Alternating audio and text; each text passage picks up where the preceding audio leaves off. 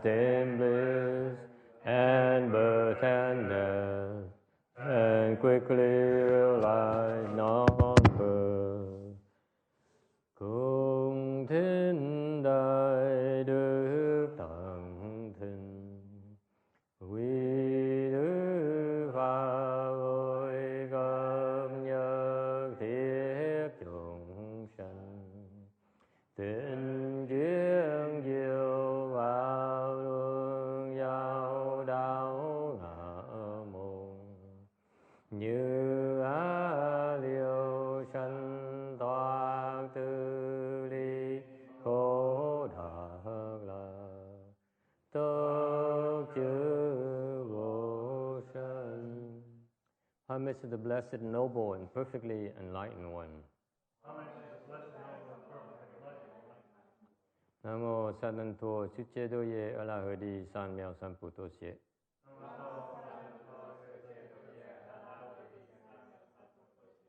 Nam mô Ta Các Tha Tô Ya Đa Ya A La Ha Đế Tam Miêu Tam Bồ Đà Tọa.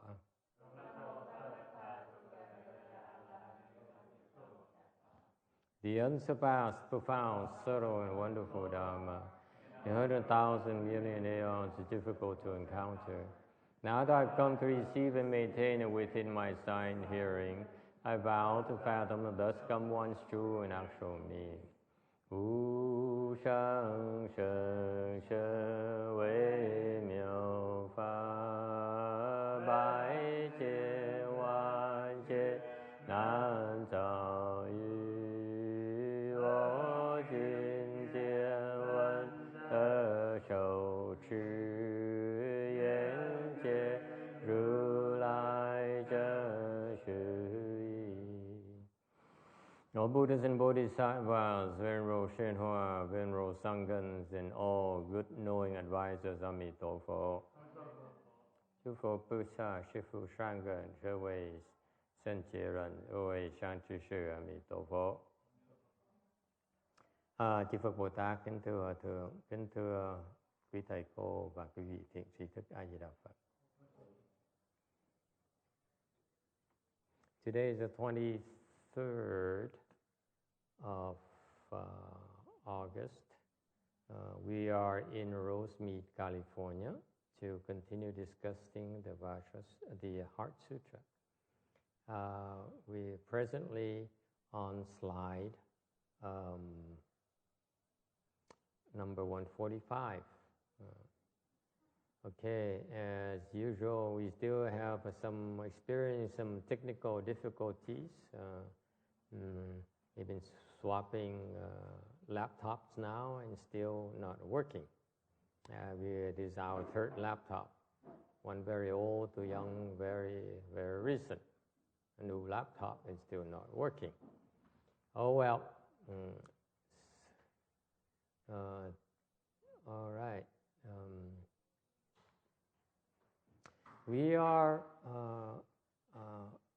discussing the nature of suffering.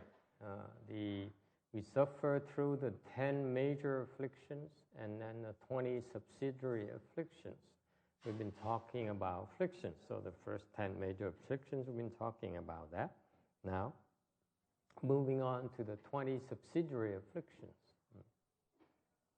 So those are the minor grades, the kind of afflictions that are not as frequent in occurrence.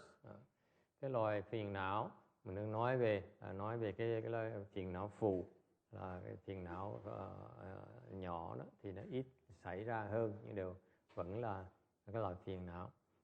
So what are the minor grades afflictions that causes suffering for you? Cái loại mà phiền não khiến bị khổ sở là chỗ nào? Number one, you're upset or it's called wrath. Thứ nhất là cái vị phẫn là phẫn nộ. Okay? You upset, you have wrath, meaning that you're angry, and so this is like it comes, it overpowers you, it comes suddenly. Okay, somebody does something, and that somehow makes you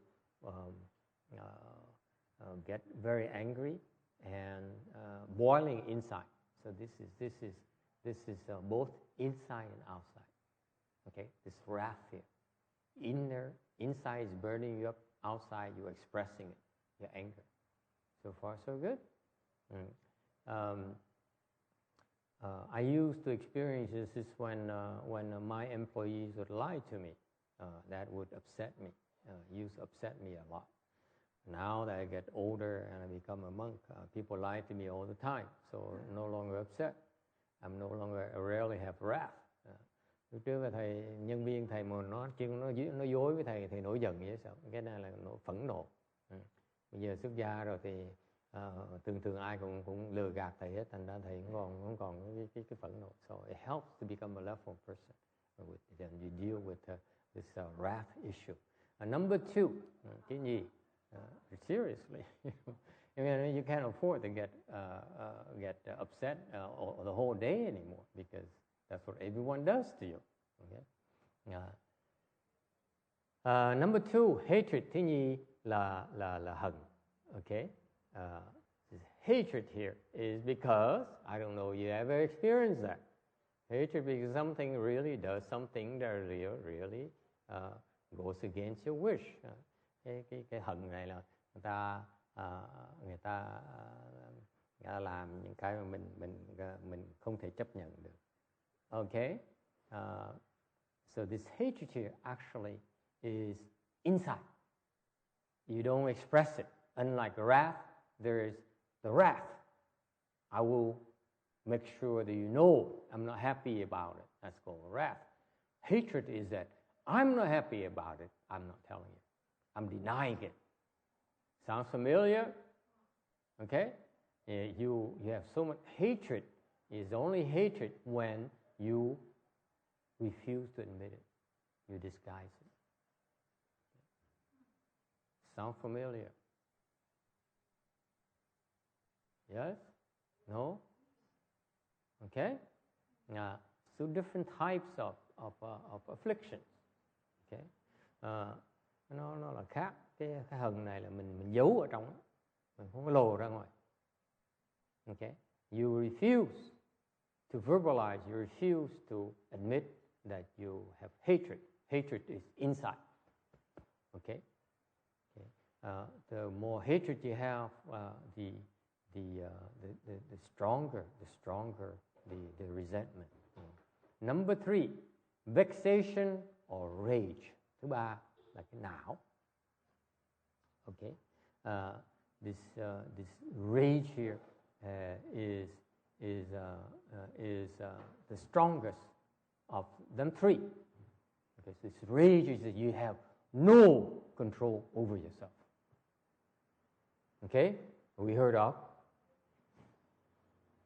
Yes, road rage. Have you heard? Road rage. Yes, sir. Okay, so this rage here is that we're very angry, and this is you are completely out of control. There's no talking to you. Cái não này là quý vị cái loại mạnh nhất trong ba cái đầu này, cái hận với não là mạnh nhất, và quý vị mất cái tự chủ luôn rồi. It's only called rage until you lose control yourself. When you see someone in a rage, that's it. Run, okay, or don't oppose it. Period. Okay. Number 4, thứ tư là phúc. It's a covering up, meaning that you cover up your feelings. Cái phúc này là cái vị che giấu. Okay. Covering up your feelings. Sounds familiar? Okay. You cover up your feelings maybe because you are afraid to get hurt. Mình che đầy cái tình cảm của mình, tại vì mình sợ. And in some cases where you also cover up your retaliation. Một nhiều khi cái vì che giấu cái mình trả đũa nữa, mình trả thù ngầm. We will get back at you in secret.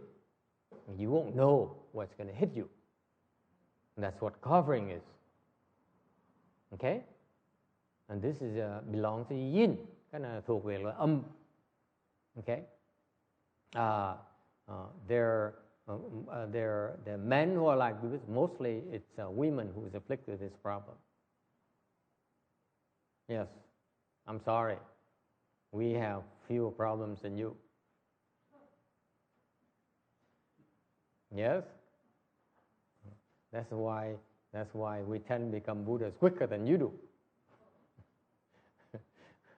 Okay? So any question? Ai thắc mắc gì? Phúc này là cái rất là âm thầm mà che đậy lại. Okay? Number 5, lying or deceit. Thứ 5 là cuốn là mình lừa gạt người ta. You are on purpose, mislead people, lie to people. Thường cuốn là cố ý mà lừa gạt người ta. Okay? Any questions about this? Yes, sir.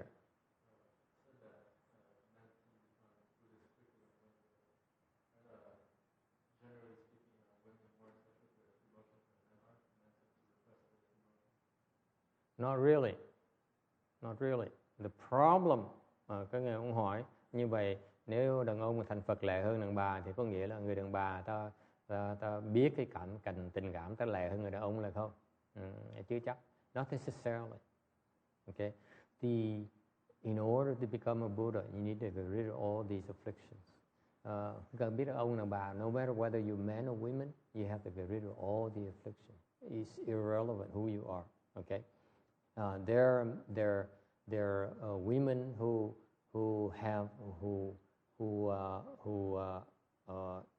can get rid of these afflictions, and therefore they become arhats, and they become enlightened a lot quicker than men who do not.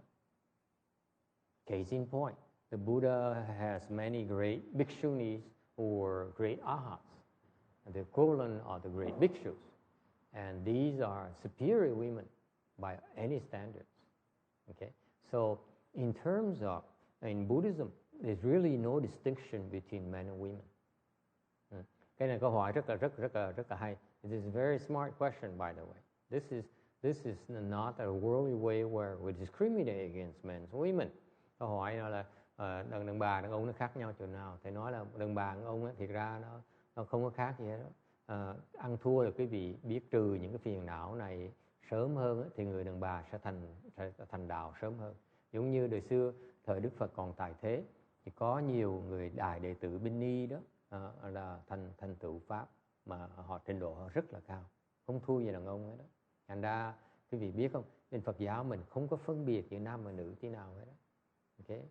The reason the Buddha taught us about these afflictions is for us to recognize them. Okay? And the sooner you recognize them, the quicker you can get rid of them. Nhận nó được. You see, the whole point of listing out these things. Quý vị biết không? Cái lý do mà chúng ta bỏ thì giờ ra giảng những chuyện này là tại vì là những cái này là những cái vấn đề mà quý vị không thấy được luôn nữa. These are commonly occurring sufferings that you have, and you're not even aware of it. Okay? You have these tendencies of you tend to behave certain ways that even though we list out these things, you can't even see them. Quý vị biết không? Những cái phiền não này đó, mặc dù liệt kê ra cho quý vị đó, như vậy đó, nhưng thiệt ra quý vị thấy mà cũng không biết là chính là mình bị những cái vấn đề này. Okay? And so Buddhism, again, I stress in Buddhism, there's no distinction between men and women. Phật giáo thiệt ra không có quan trọng nam hay nữ. Then why does the Buddha differentiate between men and women then? He says women have certain precepts, men has different set of precepts. Vậy tại sao Phật là dạy chế những cái giới cho người đàn bà mà khác giới người đàn ông? It's because he says the precepts of women are the set of remedies for their particular problems. Men have their own set of problems. So the yin has yin problems, giảng have giảng problems. That's why. Là Đức Phật nêu ra cái giới khác của tỳ kheo tỳ kheo ni, tại vì mỗi cái bên phái nam và phái nữ họ có những cái chấp trước nó khác nhau.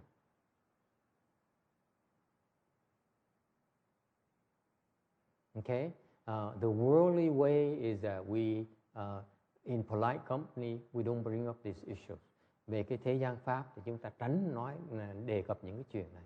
Whereas in Buddhism we face it head on. Phật giáo mình nhìn thẳng vào luôn mà nói. Okay, this is what the Chan school calls what? Cái này thiền tông gọi là cái gì? What is it called? Trực chỉ chân tâm, nhân tâm, directly pointing to the mind. Okay, trực chỉ là chỉ thẳng vào cái tâm của con người. What is the mind? What mind are we talking about? What mind are we talking about? Which mind are we directly pointing to? Bên thiền tông là chỉ với cái tâm gì thưa quý vị? Yes sir. What? A true mind, tâm chân thật. Anyone else? Which mind are we talking about? Conscious mind. Yes, a true mind, một cái tâm chân thật, chân tâm, hay tâm giả. What else is there? None of the above. No universal mind. No. This is why in Chan school I keep on talking about directly pointing to the mind to see who is going to react to it. But no one ever asked me the question, what mind are we talking about? Mỗi lần thầy dạy thiền 9 năm trời thầy nói là cái thiền tông chúng ta chỉ trực chỉ nhân tâm, mà lên TV, đài TV nói chuyện cũng vậy luôn, là trực chỉ nhân tâm. Mà không có ai hỏi nhân tâm là cái gì thầy? What is this human mind here?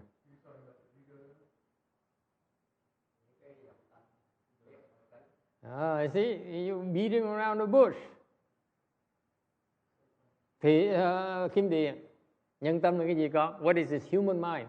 The literal translation is trực chỉ, directly pointing at the human mind. That's the literary translation. Trực chỉ nhân tâm. Nhân tâm là cái gì được con? It says differentiating mind. Which mind are we talking about?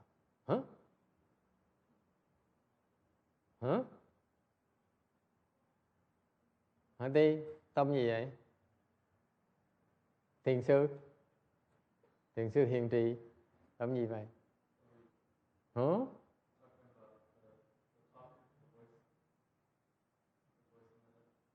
You see, you can't figure it out, can you? Không ai nói đúng hết.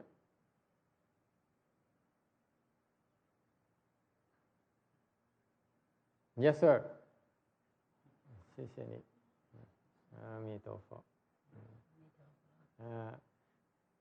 See text? You've been researching Mahayana for 6 years now? Going on 7? So what is his direct mind? 5, 6 years.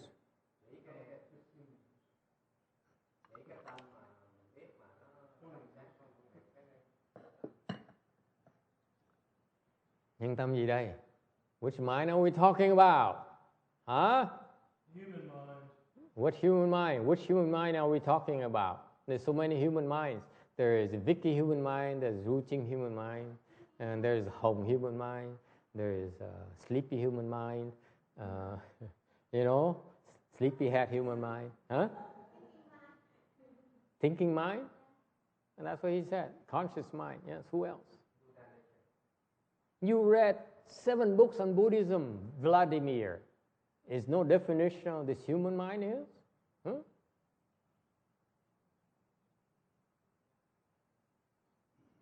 You know, there are tons of books that they're written on Chan. Có biết cả ngàn cuốn sách biên soạn về cái thiền tông. And no one ever asks any of the patriarchs, what is this human mind that the Venerable Bodhidharma mentioned? Biết bao nhiêu ngàn cuốn sách đang giảng về thiền tông. mà không ai nói về. Bạch thầy, bạch sư phụ, bạch tổ sư, cái nhân tâm là gì vậy thưa tổ sư? Cái tổ sư ngài Bồ Đề Đạt Ma nói là cái pháp thiền tông của ta đem về qua cái Trung Hoa này trực chỉ một cái phương pháp để trực chỉ nhân tâm. Cái đó là cái gì vậy?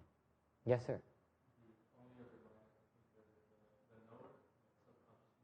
The female mind, you mean?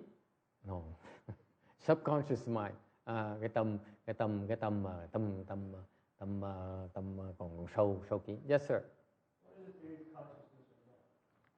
Not the eighth consciousness. Definitely not the eighth consciousness. Chắc chắn không phải là bát thức. Hả?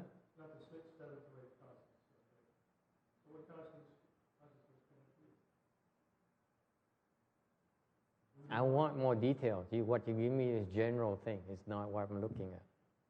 Of course, you're smart. You know there's only 8 consciousness that we all know about. Okay? It's got to be one of the 8. But I'm not talking about general term. I'm talking when he say directly pointing at the human mind actually has very specific meaning. Khi ngài Bồ Đề Đạt Ma ngài nói là trực chỉ nhân tâm đó. You know the story behind it?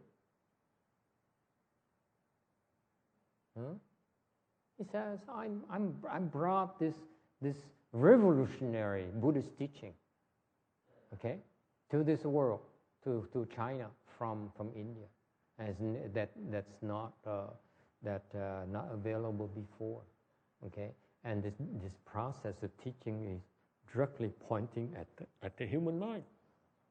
Ngài Bồ Đề Đạt Ma ngài nói là ta đem cái pháp này từ Ấn Độ qua Trung Hoa để một cái pháp mới là trong Phật giáo chưa bao giờ có. It's not available in books. Không có cuốn sách nào nó nói hết. Okay? That's why it says outside of the teaching. Bởi vậy mấy ngài Bồ Đề Đạt Ma mới nói là cái pháp là cái pháp mà ngoại giáo biệt truyền. Special transmission outside of the teaching. Directly pointing at the mind. Ngoại giáo biệt truyền. Ngoại giáo biệt truyền.直指人心。我的问题就是这个人心是什么心？人心是什么？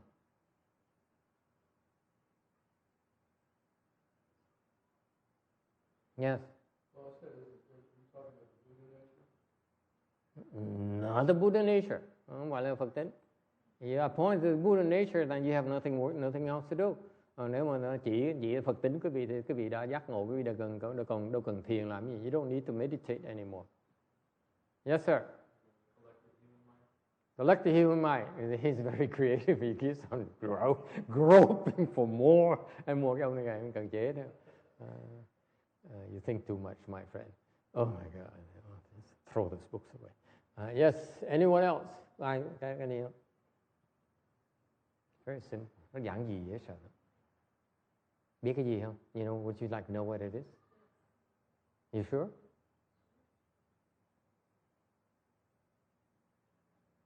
You sure? You may not like the answer.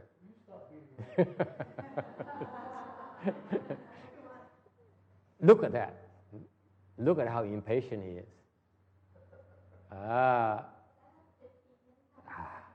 Very good. Very good. Nhỏ thông minh. He said, I was directly pointing at the human mind. That's what I was doing. You get it? Có hiểu không?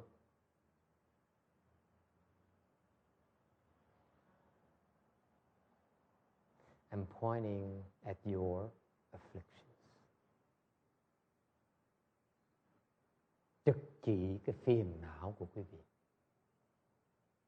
Dễ sợ không? Cái nhân tâm mà thiệt ra một cái danh từ rất là văn hoa, văn chương để nghĩa là phiền não. Thế cái rận xin, sự很客气。这人心的意思就是你的烦恼。直指你的烦恼，你在烦恼了，你又在烦恼了。聽得懂嗎？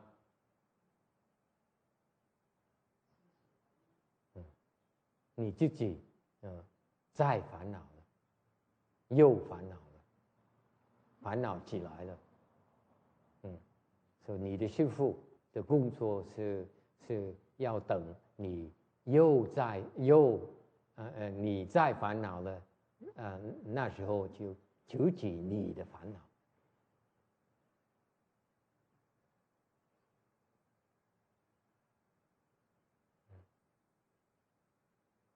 So the teacher's job in a Chan teacher's job is to wait for you until you're afflicted. Then he directly points at your affliction and says, there you go, here you go again.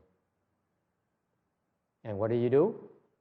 Thành ra công việc của ông thầy thiền sư là đợi cái vị phiền não, xong chỉ cái phiền não của nó, con phiền não nữa đó. Rồi cái vị phản ứng là sao? No, not more, not me. Huh?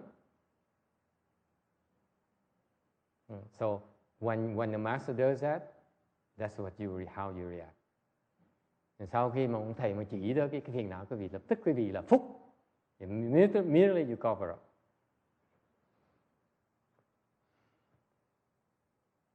And if the master keeps on doing that, you run away. Mà cái vị tiếp tục làm như vậy, cái che đậy như vậy là trước sau quý vị sẽ bỏ chạy. Những cái người mà không có ở đây là kim điền, là nó sợ ông thầy chỉ nó, thì nó phải bỏ chạy trước. Mấy đứa nó không còn ở lại chùa là tại vì nó sợ bị chỉ. Mình lịch sự mình chưa chỉ thẳng, nó bỏ nó chạy rồi, chỉ thẳng. Chỉ là nó cầm súng nó bắn mình luôn. You understand? It's one of the most insulting thing is the master says, someone says, there you go again. Isn't that insulting? There you go again. Cái mà khó chịu nhất là người ta chỉ cái nhược điểm của mình. 最难受的是人家指指你的烦恼。那的时候，你的反应就是怎么样？负。没有，我不是这样子，你不懂我了，对不对？ And that's why when you practice Chan, and most people who practice Chan can't take it. They deny it, okay? They cover it up, they deny it, and they run away. And những cái người mà thiền sinh ta học mới gặp mấy ông thiền sư đời xưa đó, họ chịu không nổi, hoặc là họ dối, họ phủ nhận, hoặc là họ che đậy, xong cuối cùng họ bỏ họ chạy.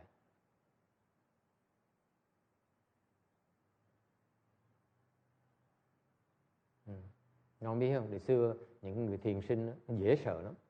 This is the old time, is very, very, very, very difficult because you go into a Chan hall, you cross your legs, vào ngồi cái thiền đường, xếp bằng, không nói một tiếng, no one says anything to you, okay? And then you cannot take the pain, you run away. You don't want to admit that you can't take it. Cái thiền sinh đời xưa nó khổ lắm, họ khổ lắm tại vào cái thiền đường ngồi phải xếp bằng xong chân nó đau điếng nữa, không ai nói một tiếng hết. No one explains anything to you. Okay? Không ai nói một tiếng hết, nó đau quá mà nổi điếng, cái sợ quá đứng dậy bỏ chạy. Là chưa được gặp được trực trị nhân tâm, chỉ cho quý vị tự thấy cái tâm của mình. Okay. And so that's the first test, là cái thử thách đầu tiên hết là vào quý vị dám ngồi đó không? Dám chịu đựng không? Chịu đựng rồi mới có thể an toàn mà chỉ ra cái trực chỉ nhân tâm quý vị không có bắn lại. So that's why there's a reason for that. You have to bear the pain and bear the hardship and not retaliate, not bitch, not complain. And then it's safe for us to point out your afflictions to you. Otherwise, you might shoot at us. You understand? Try to do with the modern day people. The first thing you do is the hell with you. Those are the one who immediately leave the Chan hall as soon as you teach them to cross your legs. Các con hiểu, Lúc mình dạy thiền mình khuyên người ta ngồi xếp bằng, mà thấy xếp bằng không nổi là mấy người đó bỏ chạy trước, là mình khỏi sợ là sau này họ bắn mình, khi mình nói nhiều quá họ bắn mình. Okay, so you go through the full range of these emotions. The Buddha pointed out to you. Thành ra Đức Phật á, dạy cái này cho quý vị thấy, bậc với tổ sư cho quý vị thấy những cái loại phiền não nào mà quý vị có. That we all have these afflictions. Okay, this is only a laundry list. Đây là chỉ là nêu ra cho quý vị biết thôi. 146. Okay. Number 6 is flattery. Thứ 6 á, là xiểm. Xiểm là nịnh hót. You flatter people. Where you're trying to get something out of them. Mình đang nịnh hót người ta để mà mong cầu người ta cho mình cái gì đó. Okay? Like women, they say, oh, you're so strong. Nhưng phụ nữ, mình nói là ông sao mà khỏe mạnh như vậy? No, never mind. Number 7, thứ 7, conceit. Thứ 7 là cái kiêu ngạo. You think you're so superior, you're so special, nghĩ là mình đặc biệt. Anyone feels that way? No? Okay. Number 8, harming. Thứ 8 là hại. What's harming? You want to inflict damage, or you want to hurt someone. Okay, not hurt, physical as well as mental, as well as emotional. Hại này là não hại, là vừa hại cái cơ thể, vừa hại cái tâm, vừa hại cái thân. Number 9, jealousy. Tật, chỉ. Jealousy này tôi có thể chỉ đụ. Tật này là không phải là bệnh tật, tật này là cái tật xấu, cái là tật ghen tức, ghen tị. You are jealous of others because they have something better than you. Mình ganh tị người ta, tại người ta hơn mình ở chỗ nào đó. They're better looking than you, or they're more talented than you, họ giỏi hơn mình, họ đẹp trai hơn mình. Okay, so far so good. Okay, number 10, stinginess. Thứ 10, yeah, you don't have this problem. All of you show up here today don't have that problem. Cái này là cái khang này là khang này là bụng xỉn.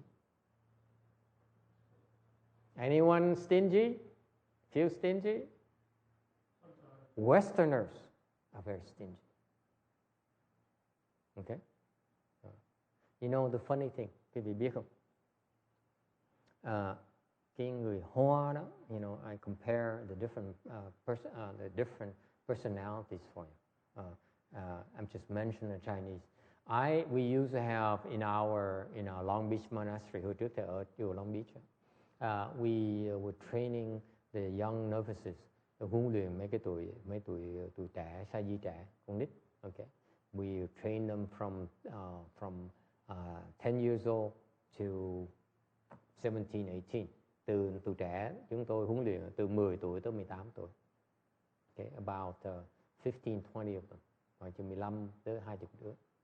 So far so good. And among them, trong đó it's quite different groups of kids. Nó đủ hết. They're Malaysian, nó là người Mã Lai Á. Excuse me. The Vietnamese, có người Việt Nam, the Chinese, okay, and there's a couple Taiwanese. Có một hai cái đứa là từ Đài Loan tới. And they came from a big Chinese temple in Taiwan. The big Taiwanese temple. Hai đứa bé đó là they're about 14, 15, khoảng chừng 14, 15 tuổi. Nó tới từ cái chùa Đài Loan tới. And the master is well known. Sư phụ tụi nó nổi tiếng lắm. And he has a lot of money, nhiều tiền lắm. The way he's a very sick monk. Hồi đó ông đó bệnh hoạn dễ sợ lắm. And so what he did is he prayed to the Buddha. Ông hòa thượng đó, ông bệnh lắm, cái ông khấn với Đức Phật, nói là cho con xây cái chùa để con hoàng dương Phật pháp. He says, please help me build a big temple because I want to propagate the Buddha Dharma. It's very simple. So you got to build a big temple. Đức Phật cho chuyện cho cái phước tới. So a lot of Taiwanese donors gave him money and he built, back then a $20 million temple. The first one he built is $20 million temple. Cách đây 20 năm á, ông 20-30 năm trước á, là 30 years ago. He built a $20 million temple and he has no skills. Không có cái tài nghề gì hết. He has no dharma at all. Không có pháp gì hết. So after he became successful financially, he accepted a lot of disciples. Sau này thâu nhiều đệ tử. And he realized he doesn't have any way to train them. Không biết cách nào mà huấn luyện tụi nó hết. So what did he do? He sent his young novices over to Long Beach Monastery so that Hận Trạng can train them. Thì ông mới gửi đệ tử tới, 2 đứa đệ tử nhỏ đó, 2 thằng sa di đó, vào chùa Long Beach của thầy Hận Trường, chân từ thầy Hận Trường, để thầy Hận Trường huấn luyện tụi nó. So we taught them the hands and eyes. Thì chúng tôi truyền cho tụi nó cái thủ nhãn. So far so good. And I supervise them for a short while. Thầy canh chừng tụi nó một thời gian dài nữa, theo coi chừng tụi nó một thời gian. And the one thing that we specialize at Long Beach Monastery is a hand and eye. Ở cái chùa Long Beach đó, chúng tôi chuyên môn một người chọn một cái bàn tay để mà luyện. We all pick one hand and eye to practice. Okay? So, for example, the young Taiwan, some Chinese will practice the jade. Okay, có người thì luyện cái vòng tay thạch. Okay, some other people practice this thing here, or some other people practice this thing here, and the various things. And you know what the young Taiwanese novices chose to practice? Quý vị biết hai cái tụi trẻ mà Đài Loan nó toàn bằng tay gì không? The white lotus, bằng tay hoa sen màu trắng. What is that? Anyone? Ai biết hoa sen màu trắng là gì không?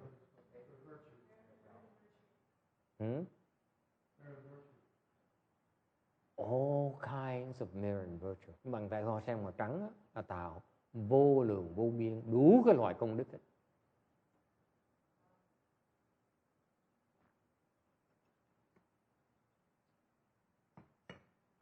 Em hiểu không? You get it? Cái người Hoa đó, the Taiwanese, they're very, very strong in believing, building merit and virtue. Cái người Đài Loan đó, họ tin vào gây dựng cái công đức. More so than the Vietnamese. The Vietnamese Shami is practicing this thing because he's told he's going to become an arhat. Cái ông Sa Di người Việt Nam đó, thì cái cậu đó 15-16 tuổi đó, 15 tuổi đó, thì cậu luyện cái bàn tay vòng thạch này, tại vì cái đó là sẽ làm ông thành A La Hán. Okay, muốn cái đó thành A La Hán, lo tao cái này. Còn người Đài Loan thì nó luyện bàn tay hoa sen màu trắng. See, the Vietnamese go for arhatship right away. Okay, the Taiwanese they go for merit and virtue. Người Đài Loan thì chọn cái hoa sen màu trắng. Why is that? Because the culture, the way they ingrain in the value system is you plant blessings first. Thành cái truyền thống người Đài Loan, người ta chú trọng, Phật tử người Đài Loan chú trọng xây dựng công đức. Okay, you go to Taiwanese temple, you go to Taiwanese temple, you go and work.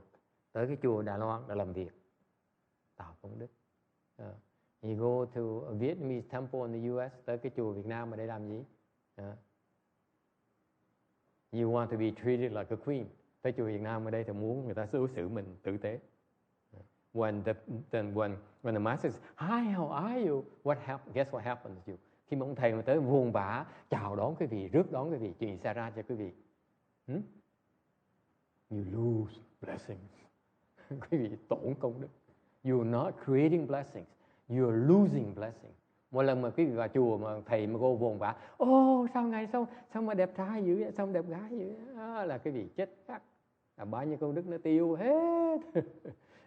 So if the master is nice to you, you're in big trouble. You're wasting blessing. You're exhausting your blessing. So that's why the Taiwanese who go to the temple, they go and they work. First thing they do is they work. Người Đài Loan và chùa là việc đầu tiên họ làm là làm việc. Okay? Whereas Americans here, they go to the temple, they are not in the tradition of donating money to the temple. The Taiwanese had the exact opposite tradition.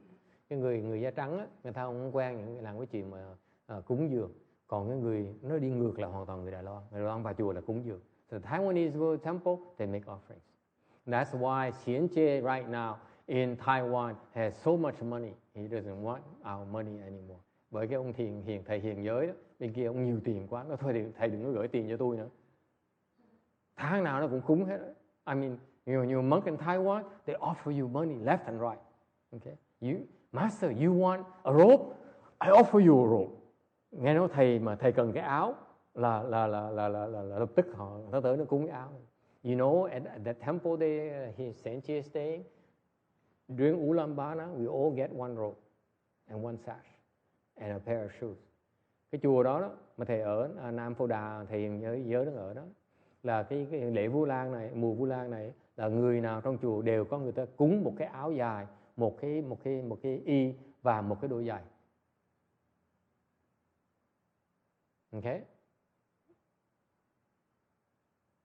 The Taiwanese are like that. Bên Đài Loan, and that's why I almost stayed in Taiwan. I don't know why I came back here. Vì lúc mà thầy ở Đài Loan, thầy suýt ở lại, tại không biết về đây có gì nữa.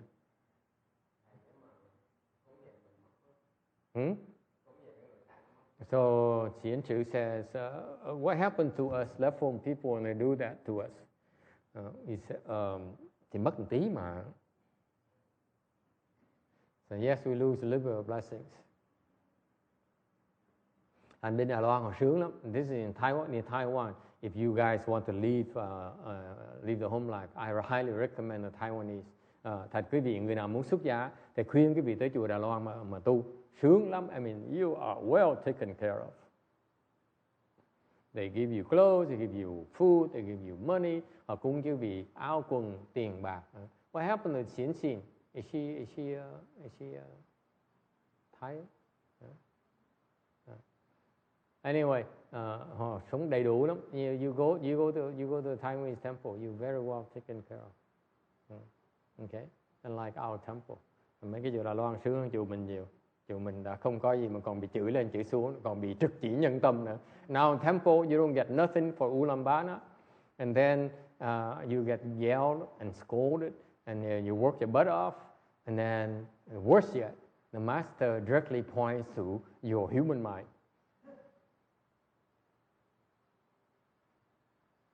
The most difficult thing for them is being pointed at the human mind. Cái mà khó nhất năm vừa qua là bị chỉ trực chỉ nhân tâm hoài à. Okay? So that's why the Buddha lists out these afflictions. Đức Phật á, cái Phật pháp á, là Đức Phật nêu ra những cái loại phiền não này. And now is the teacher's job to point out which one you afflicted at that very moment. Thành Đức Phật á, chỉ liệt kê ra cái này thôi, để phải có người thầy đó, người thiền trí thức đó chỉ cho quý vị cái tâm quý vị lúc đó nó ra sao, thì quý vị mới có thể xả nó được. And that's why the process of the practice in Mahayana, bên cái thiền tông mình, bên cái đại thừa mình nó khác cái tiểu thừa chỗ đó. See the Hinayana. Okay, from what I've never been to receive really training from the Hinayana temple. Thầy không có thành thật nói cái vị thầy không có chưa bao giờ tới cái chùa tiểu thừa mà tu mà được cái vị sư phụ tiểu thừa dạy. I never received instruction from the Hinayana monk. Okay, so I plead ignorance. But when I read and I heard about how they train the people, để cái bên Nguyên Thủy đó, họ cách huấn luyện họ khác.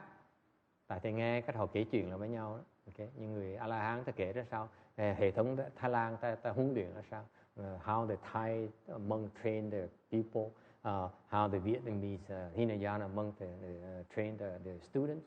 it's not, they don't have the directly pointing in human mind. Họ không có cái pháp để trực chỉ nhân tâm.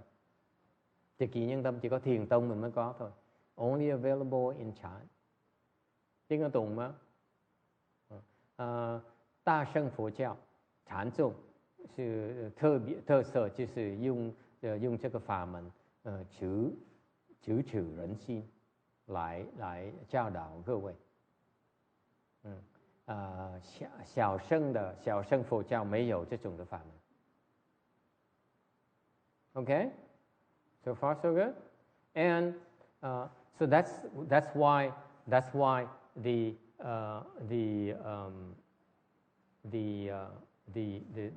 precision in listing out these things and the process behind the Chan school. Thành ra cái Phật giáo Đại thừa mới nó khác cho đó. Okay, yes sir. These are not minor afflictions. They're called minor afflictions, but they're not minor. They're not minor afflictions. They're not mine. They're not minor. Jealousy is not a minor affliction. Ông nói cái này không phải là cái loại phiền não phụ, tiểu phiền não nhỏ. They're not, jealousy is not a minor affliction. No, it's a major. It's a major affliction for you. Ông nói là đối với ông, for you it's a major affliction. Well, for people in general. No, what's the difference between major and minor? Cái vấn đề là cái sự khác biệt giữa cái phiền não lớn, phiền não phụ của chỗ nào, nhỏ là chỗ nào. What's the difference, you think?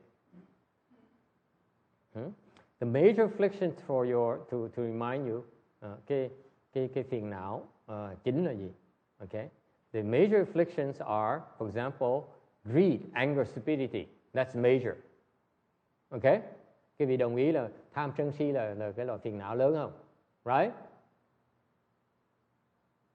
What's the difference in greed, hatred, stupidity, arrogance, so on, and wrath, hatred, and rage, and covering, and so on? What's the difference? Cái sự khác biệt cho nào? Yes, sir.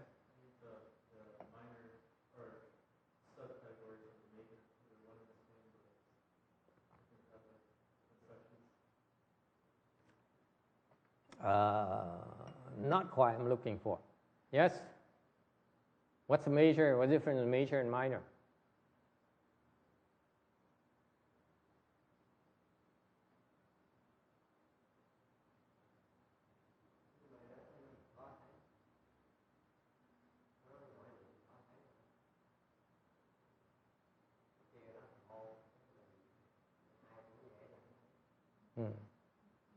See, we have such a smart cookie back there, and I don't want to praise him too much because he's going to have a big head.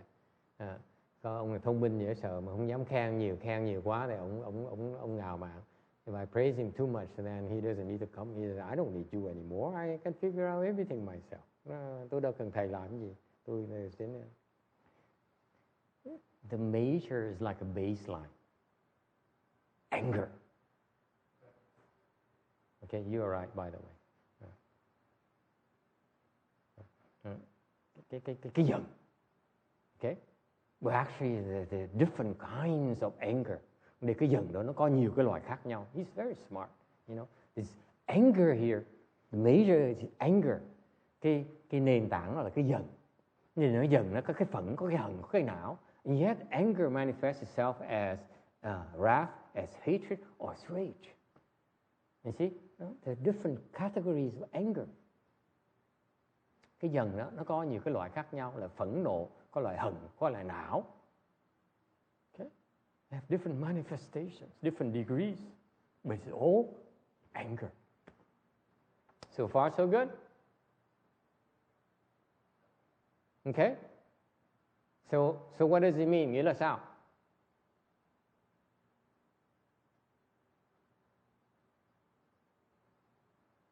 When you cultivate, you see, nếu quý vị tu đó sẽ hiểu là tại sao sự khác biệt, tại sao có cái lớn với cái phụ, cái chính với cái phụ, cái lớn với cái nhỏ. Why? When you cultivate, then you see why there's something called major, the difference in how to handle the major versus the minor. Cái lớn á, là nó đối phó nó khác, cái phụ đối phó nó khác. So for example, give you an example. Ví dụ, okay? If you're able to get rid of your hatred, chẳng hạn như quý vị bỏ được cái hận, hận thù. You are able to rid your hatred. Mình bỏ cái hận thù, cái kẻ thù của mình. You can let go of your hatred for your enemy. For someone who wrong you, cái người mà ngược đãi mình bỏ được cái hận đó. Như ông chồng mình chẳng hạn, phải không con ơi? Bỏ được cái giận đó. Tại sao mình giận? Tại trong nó có cái hận ở trong. Hận ở trong. Tôi giỏi như vậy, tôi là cuộc đời tôi hy sinh cho ông, ông vẫn còn ngược đãi tôi như thường. Mình hận chứ phải không? You know, I've been good to you, I've been loyal to you, I've been taking care of you my entire life.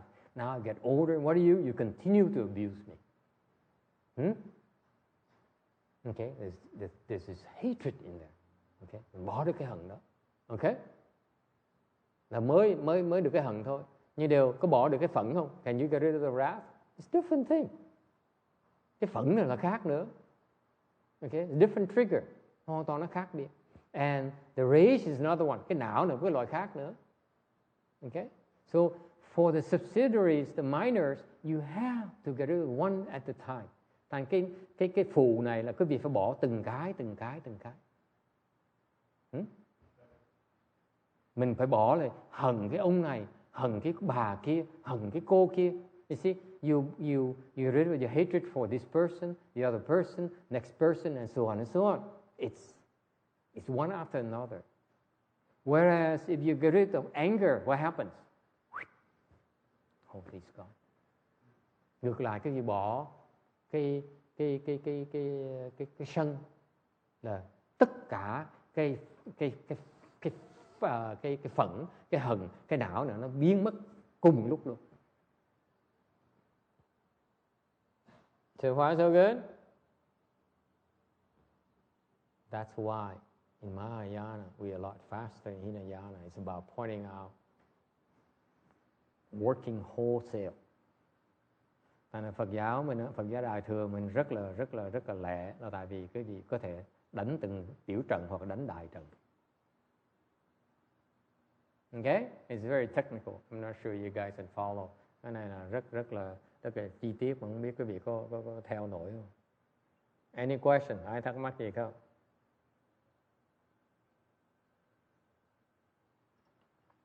So in Mahayana, you come to the temple, tới cái chùa Đại thừa khi đi vào là ông thầy là chuyên môn chỉ vào cái nhân tâm quý vị. So you go to Mahayana temple, Master Shehua talk to you about your flaws, right?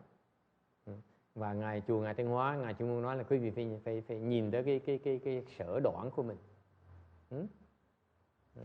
Ni tao trạng, ta sừng tao trạng, sư phụ, chữa trị你的烦恼，你的sở đoạn，所短，不是所长，是所短。Tiếng Anh Tùng mà. Thằng cái chùa Đại thừa nó khác, chùa khác chỗ đó đó. Okay? Questions?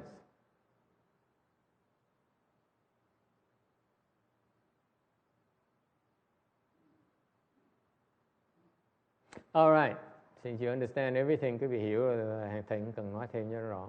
Okay, so number 10 is stinginess, and on slide 146, trở lại cái tấm 146, là cái số 10 là cái bủn xỉn. Okay, there is an anecdote on 147. There is in early the history of the Sangha, there's a monk named Kokalika. Từ xưa có một cái vị tăng tên là Kokalika. Who approached the Buddha and he intends on slandering against Shariputra Magamagaliyana.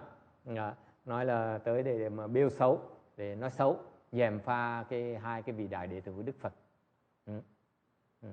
And can someone translate for Ru Ching? She's if you force me to translate in Chinese, I'm going to struggle and then I lose track of what I try to tell the rest of you. Có ai thông dịch cho cô Nhập Thanh được không? Tại vì nếu mà bắt thầy thông dịch tiếng Tàu nữa là thầy phải suy nghĩ là thầy quên hết cái muốn nói. You make me think. When I translate Chinese, which most of the time I can't. When I can, I have to think.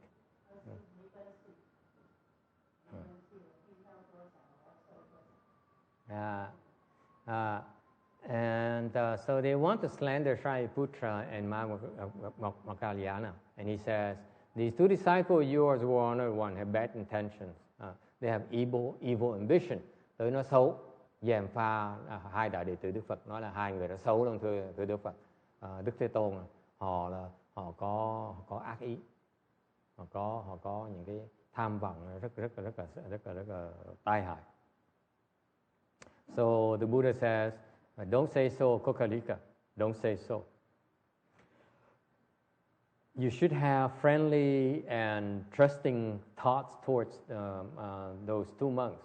They're good people and they are respectable. Thì Đức Phật mới trả lời không có đâu, con lầm rồi. Con phải tin tưởng, con phải kính phục hai cái vị đại đệ tử này. Họ xứng đáng được cái lòng tin của con, xứng đáng được cái sự kính phục của con.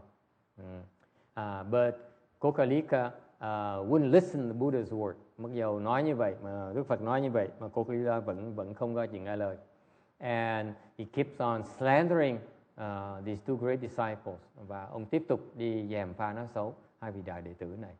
And since he kept on repeatedly creating these slandering the offense, vì chuyên môn đi làm gièm pha nói xấu cái hai vị đại đệ tử này, thành cái cơ thể cái ông tăng này đó, bỗng nhiên nó mọc đủ cái sưng vù lên, nó mọc covered with boils, and the boils keep growing, and eventually the monk died. Và những cái lỗi đồ nó mọc, nó sưng lên như vậy, từ từ nó càng ngày nó càng to ra, và cuối cùng tăng này ông chết. Okay, so what is the proof there is that you get a retribution for the harming intent.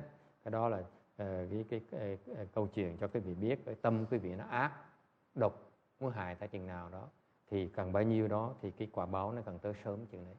So the more evil, the more harming intention you have, the quicker the retribution comes at you. Okay? Such is the law of cause and effect. Okay? 148 và còn hai cái trung dung, một cái trung là một cái loại tàm và vô quý.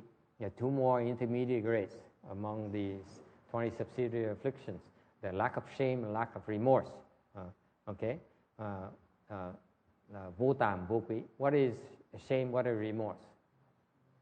Huh? What? Quý là gì? Quý là quý trọng đó.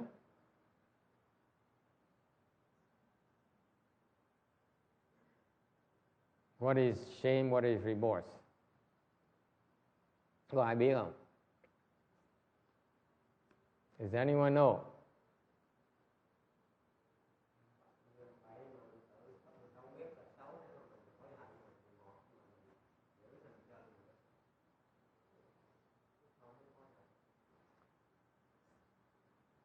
Okay. What's the difference between shame and remorse? Have you no shame? What is in English? What does it mean? No shame.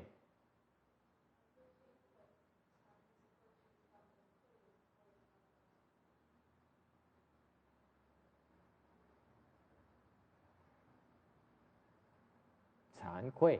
Huh? No, it's just the exact opposite. Yes, sir. Shame is when you think badly of yourself for having done something, and remorse is regret for having done something. Shame is that shame is when something you manifest outside. I'm ashamed of myself. Okay. Cái tàm là nó lộ ra bên ngoài, mình cảm thấy hối hận, cái thái độ mình thái độ người hối hận, gọi là cái tàm. The opposite is that you feel entitled. Nowadays, young people, thời buổi này mấy người trẻ như quý vị đó, là they feel entitled. They have no shame at all. That's what it means. We agree, right? Yeah, older people we tend to agree. Mấy người trẻ là không có vô tàm, tại nghĩ là mình xứng đáng. It seems like we raise our children honor to make them have no sense of shame. They feel entitled to your love. They're entitled to receive things from you. They're entitled to have the mini pad and play games all day. Okay? That's how children are raised nowadays. Con nít á, nó không được dạy, thời buổi này không có được dạy trong cái tinh thần của cái tàm quý này. Con nít á, nó có nghĩa có quyền chơi. Children feel they're entitled to play. Huh? You know, in my generation, I'm not supposed to play. I'm supposed to get good grades. Cái thời của thầy á, đi học á, con nít á, là phải đi học mà phải được điểm tốt. Không điểm tốt là cha mẹ mất mặt. If I don't get good grades, my parents would lose face. So we go to summer school. Hồi đó đi học, buổi hè phải đi học. We don't get to play video games. Không được đi chơi. Mỗi ngày phải đi học xong. Okay? That's the way it is. Nowadays, children they play all day. Bây giờ con nít nó có quyền chơi, and then this sense of entitlement is so commonplace. Bây giờ thời buổi này quý vị trẻ không có cái tàm, không có cái sự hổ thẹn ở trong. What about remorse? Remorse is that you feel ashamed inside.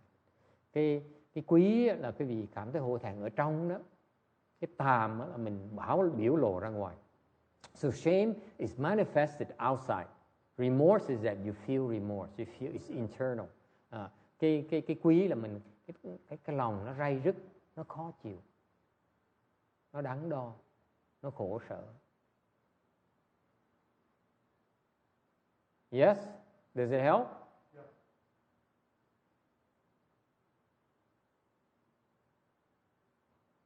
Questions? Ai thắc mắc gì không? Yeah.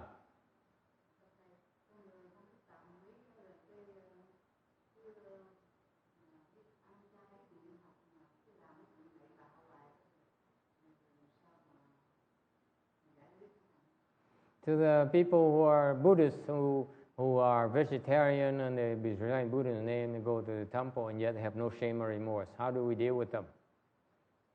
Làm sao mấy người đó làm sao bây giờ? I don't know, I've never met people like that. Tôi chưa bao giờ gặp cái người nào như vậy hết á.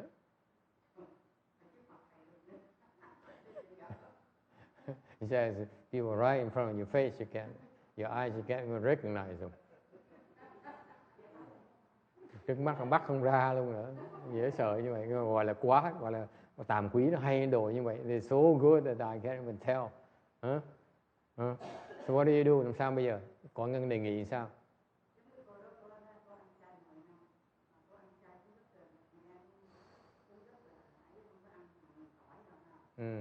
Mà vô tàm vô quý.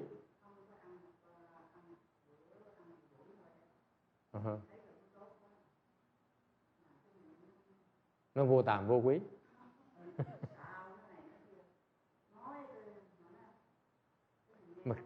mà mấy người đó con giới thiệu tới chùa ở.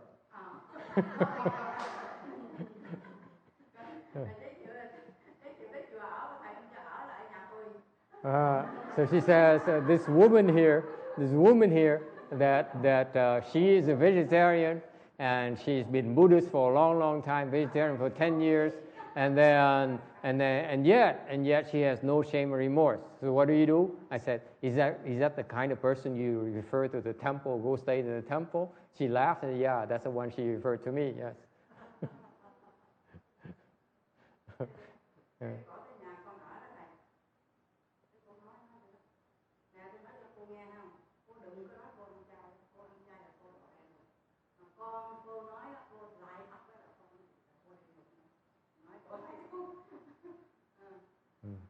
So Mudin is going crazy. This woman who stays at her home because she tries to help people. Mấy cái bà tầm phào này chưa muốn gặp ai cũng đòi giúp hết. This is what happens to you people. You try to help everyone. Quý vị cứ gặp ai mà dễ thương cũng đòi giúp hết á. Thầy gặp ai dễ thương thì thầy chạy. So when I see people that are lovable, I run away from them.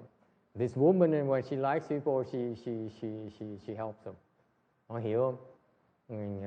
Mình tăng mình phải khôn, gặp một người dễ thương mình chạy trước. Thấy tội là mình phải chạy lại, đừng có thương hại.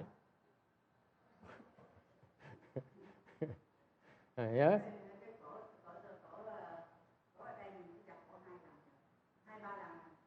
Gặp được 3 lần luôn, mà đám rước về nhà ngay lập tức.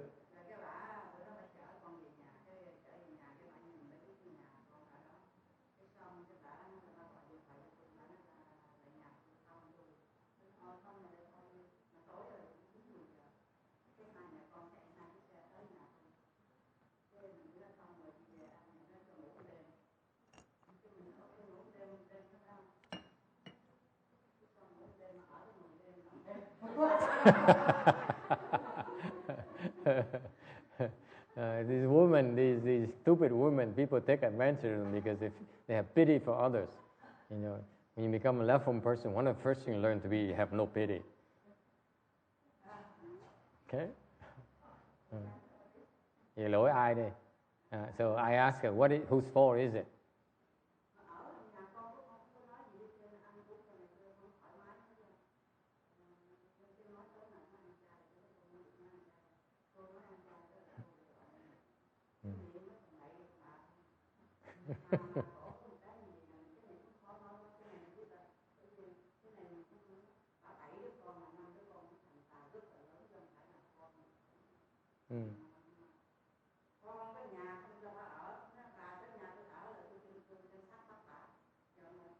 And she says, this woman here has 7 children. 5 of them are pretty successful. And yet this woman has no place to stay. You call that 5 successful children? Nếu 5 đứa con mà nó để mẹ nó, 7 đứa mà 5 đứa thành công mà để mẹ nó vứt mua nhà không cửa này, ngoài thành công được không con?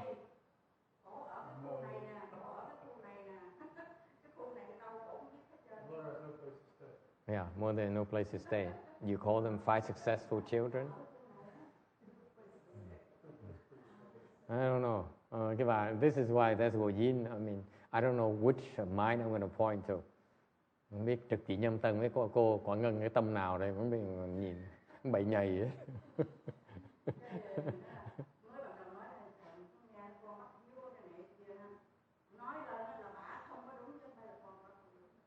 Yeah.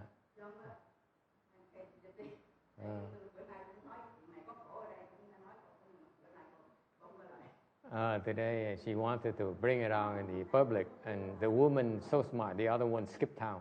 She didn't show up today.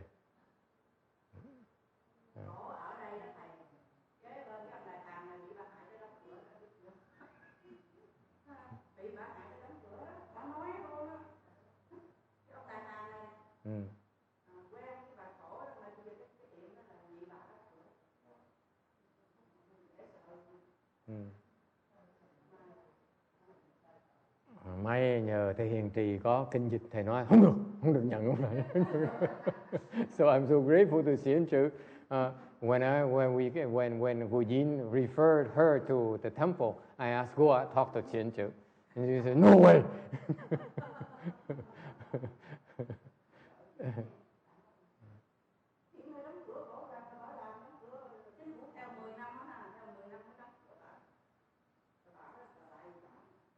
Làm gì mà đóng cửa? Yeah. Anyway, so Wu Yin has a lot of problems.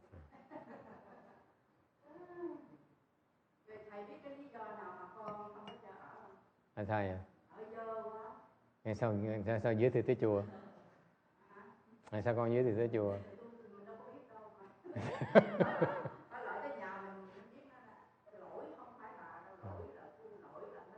And she says, now that I don't know, she met her 3 times, and she referred the woman to the temple because she needed a place to stay for a month. And immediately she says no. And so Wu Yin took her back to her home. It has an empty house. She took it back, and now she realized that the woman is so messy, untidy.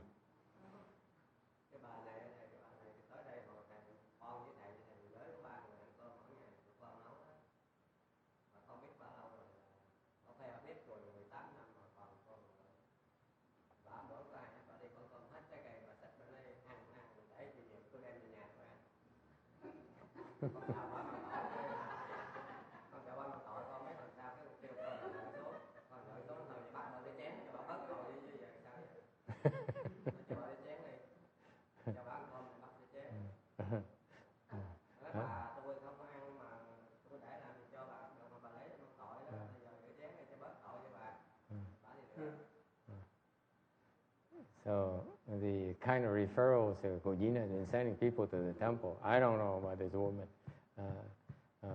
Bà thương hại người ta, bắt chùa gánh cho cái lòng thương hại bà không à. Ok, may là thầy biết cái bài tầm phào này, này mỗi lần bà giới thiệu người tới ở nhờ thế. Giờ biết rồi, biết cái mặt rồi, biết tiếng rồi. Biết tiếng rồi. Giới thiệu đó không được đâu. Chùa chặt rồi. Chuyên môn thì thương hại người ta, tầm bậy không. Hằng lượng chuyên môn như vậy đó. Thấy người tới khóc lóc là thương là cho nhận vào chùa, xong rồi kêu điện thoại chửi nó, rồi xong nhà nó dơ dữ. Thầy biết cái tính rồi.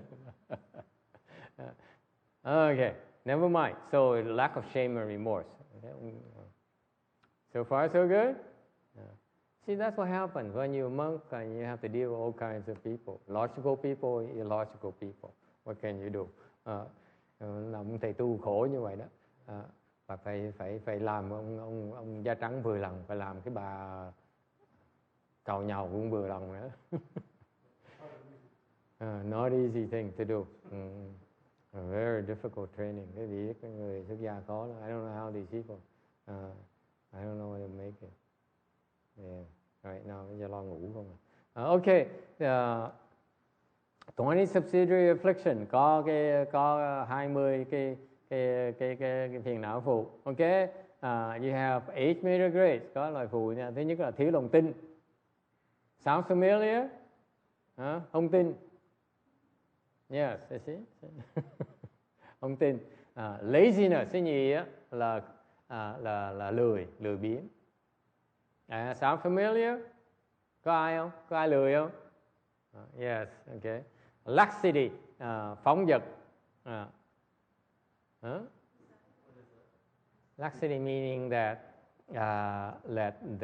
you like to take it easy. It's different from lazy. You like to take it easy. Mình lè phè. Phóng dật là lè phè. Mấy cái cô này là ít người mà lè phè. I will tell you all these women over here, none of them is lè phè, trừ cái cô Vicky đó.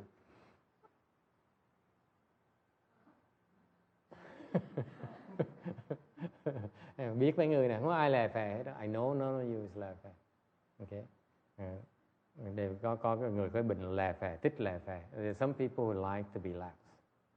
Okay, you know, because part of having fun is to be lax. Cái lè phè mới là thú vị. Còn mấy cái người nào làm mỏi quen là thành ra chuyên môn đi làm việc cho người ta. Okay, là thích đó. See, these women around you don't know what laxity is. Okay, drowsiness, hôn trầm. Yes. Có ai bị hôn trầm không? Anyone has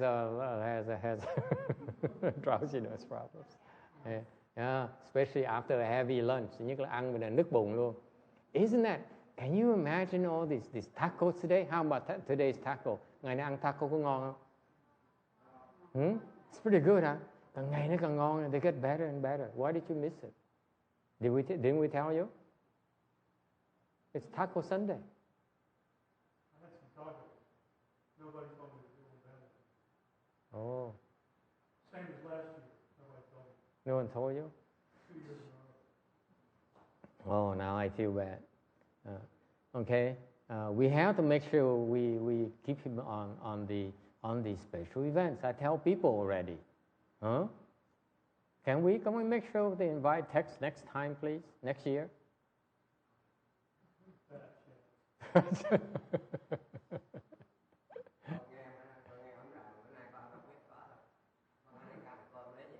Even he doesn't realize that today is Taco Sunday.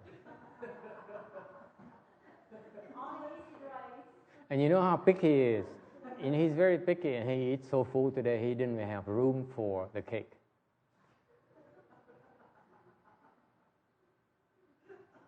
Bữa nay ăn ngon hả? So that's why all these people are drowsy. Ai cũng buồn ngủ vậy sợ. What I did, I also very drowsy, so ngày nay cũng buồn ngủ quá trời. Luckily I put some oil and I'm wide awake. Này khôn thì phải sức dầu, bây giờ tỉnh bơ. Okay, number. This is wrong. This is the wrong numbering. Should be 5. I thought I corrected it, but I didn't. Thứ 5, restlessness. Thứ 5 là trào cử. Trao trừ. Trào cử là cái gì? What is restlessness? Huh? No. What's restlessness? Your mind is not at ease. You sit there and you cannot sit still. Cái restlessness, cái trào cử là khi ngồi không yên. Okay? Ngồi xuống là ngồi không yên. This is a very typical. We cross your legs, you cannot sit crossed. Ever experienced that before? Something agitates you. Cái gì nó có dao động mình, thành ngồi không yên. You can tell. Ta nói cái ngồi là cái nhúc nhích hoài. People who are restless, they sit and they move. Mấy người, cái vị nhìn, next time you go to the temple, và lúc mình ngồi đó, cái vị nhìn xung quanh, người nào nhúc nhích thì người đó đang trân trào cử đó. Every time we have a sit, you look around, people who fidget, who move, you know. Those are restless people. Yes.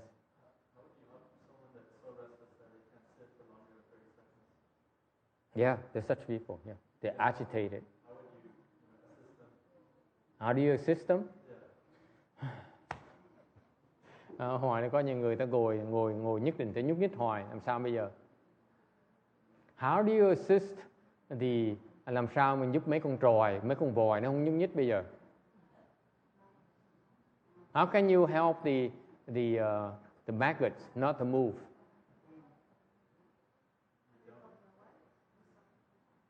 You can't. Chịu thôi. There's some people who can't help. We cannot help. You cannot help everyone. Unlike Hu Jin, who believes he can help everyone, I realize I cannot help everyone. I only help a few, 1 or 2 people. That's about it. And then I'm happy. Hu Jin wants to save the world. Cái cô Quảng Ngân nó khác.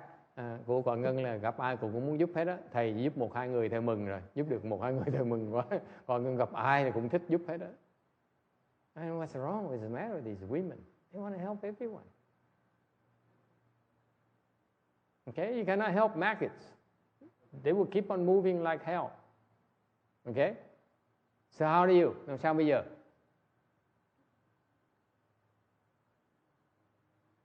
They are restless because of their retribution. Cái trào cử là tại vì quả báo của quý vị. Cái nghiệp báo của quý vị. Ngồi mà nhúc nhích hoài, cái xoay lưu tới, nhích qua nhích lại hoài rồi.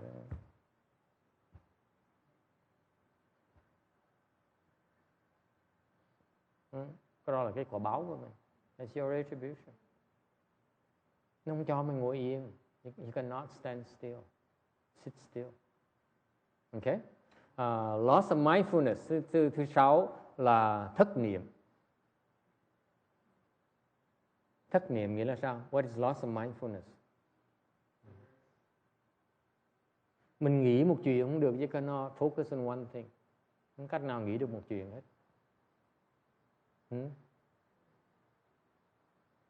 Okay? And number 7, improper knowledge. Bất chính tri. Nghĩa là sao? Someone says, you know, you recite Buddha's name 10 times, you attain rebirth to the Pure Land. This lifetime. Nói là quý vị bán nhà bán cửa này cúng cho thầy chắc chắn sẽ được vãng sanh kiếp này. Cái gọi là bất chánh tri.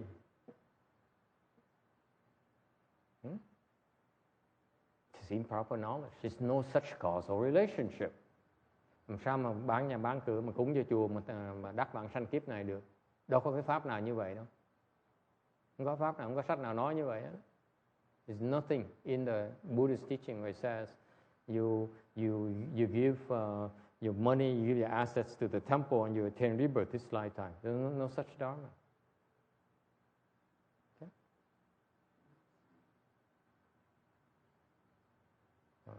Cái nhất là cái pháp môn tịnh độ bây giờ nó nhiều cái bất chính trì dễ sợ. In particular, the Pure Land Dharma has so many improper knowledge teachings. They teaching you all the wrong stuff. Như mấy cái ông mà chuyên môn đi coi mạng, đọc mấy cái sách mà mấy thầy trên mạng đó là chết ngắt hết, bất chính tri. Especially the people who read stuff from the internet. Most of it is improper knowledge. Đại đa số những cái most of that is improper knowledge, by the way. Okay? Sao? Bớt giận chưa? Xả đã ha. Cái bà này bà giận, bà gọi là bị đè nén trong bụng, tức dễ sợ. Mình tốt người ta sao người ta xấu như vậy? She's very unhappy. She's been putting it, she can't take it anymore. I'm so kind to people and yet people take advantage of me. Happens to us all the time.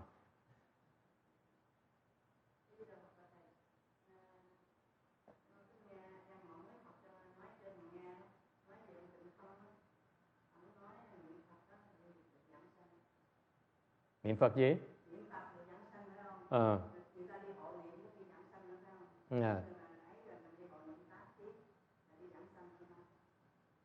Tình không?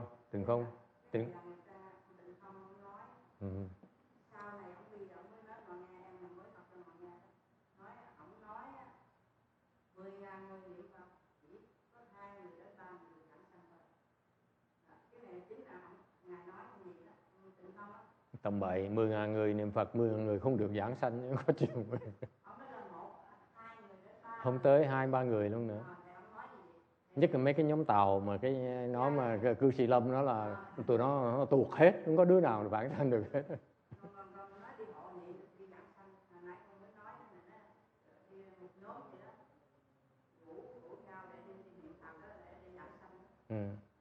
Cái đó là bất chánh tri đó. Đó là biết tầm bậy đó. Không có cái chuyện đó đâu. Trong cái kinh điển Phật giáo mình đâu có chỗ nào nói là cái vị hộ niệm được vãng sanh đâu. Đâu có chỗ nào nói như vậy đâu. Thì bởi vậy đó là bất chánh tri, thành mê tín dị đoan, tịnh độ gì mê tín dị đoan.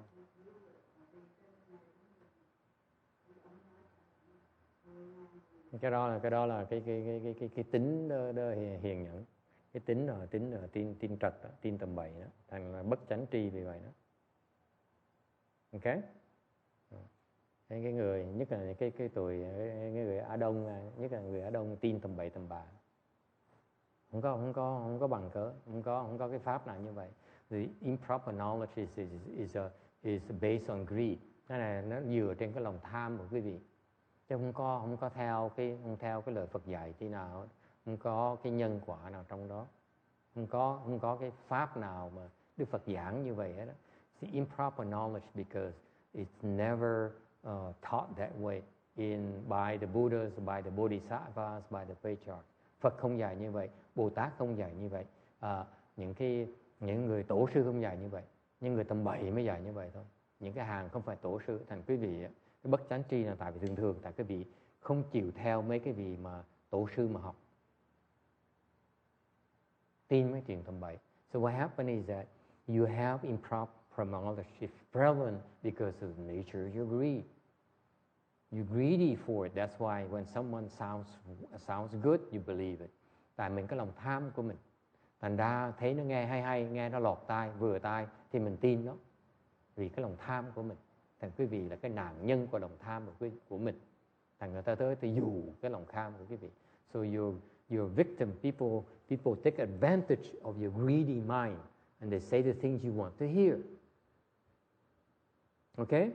It's not based on the Buddhist teaching. Nó không dựa trên cái lời Phật dạy, Bồ Tát dạy, Tổ sư dạy.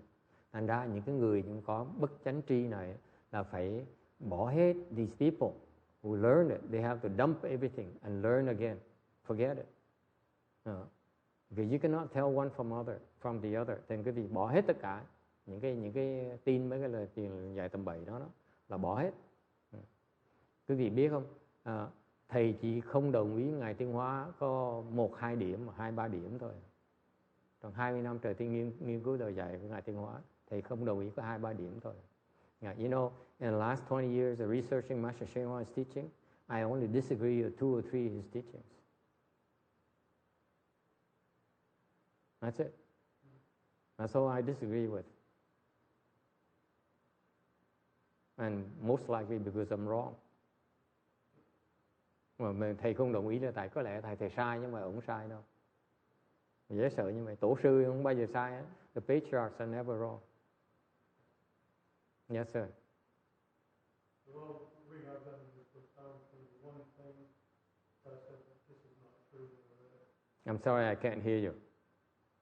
All the reading I've done in Master Shen Hua's books, I came to one thing that I thought wasn't true in this life. Which is what? He said, one in the Buddha Root Farm said, I made a deal with the mosquitoes. Right? And I said, nobody can make a deal with the mosquitoes. And later on he said, it was a put on. He was kidding. No, he wasn't. And he said he was kidding. No, he wasn't. You say he wasn't kidding? No, he wasn't kidding. He's being humble. I think he made a deal with the mosquitoes. Yes.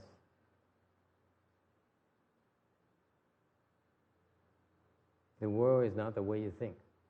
This orderly world is an orderly world, meaning mosquito has mosquito kings. What he meant by that, he made a deal with the king mosquito. If you don't harass my students for this duration, this is what I do for you. That's the deal. Therefore, the order came down. If you harass them, and some of them did, some of them got bitten for other reasons, okay? Just because he agreed with the king doesn't mean that everyone was going to follow the king's orders, right? But the majority of them did not get attacked. That's true. Okay? But it's true. That's really a mysterious thing. No, the world, only you see the world as the human realm as you are. The mosquitoes also have an orderly world, where there's a king, and there's a prime minister, and there's generals, and there's police, and so on and so on. It's very orderly. It's not the way you think. If you have an organized community, there must be rules. There must be enforcers. Okay? It applies to everything, not just the human realm. Think about it. There's a queen bee. You cannot touch the queen bee.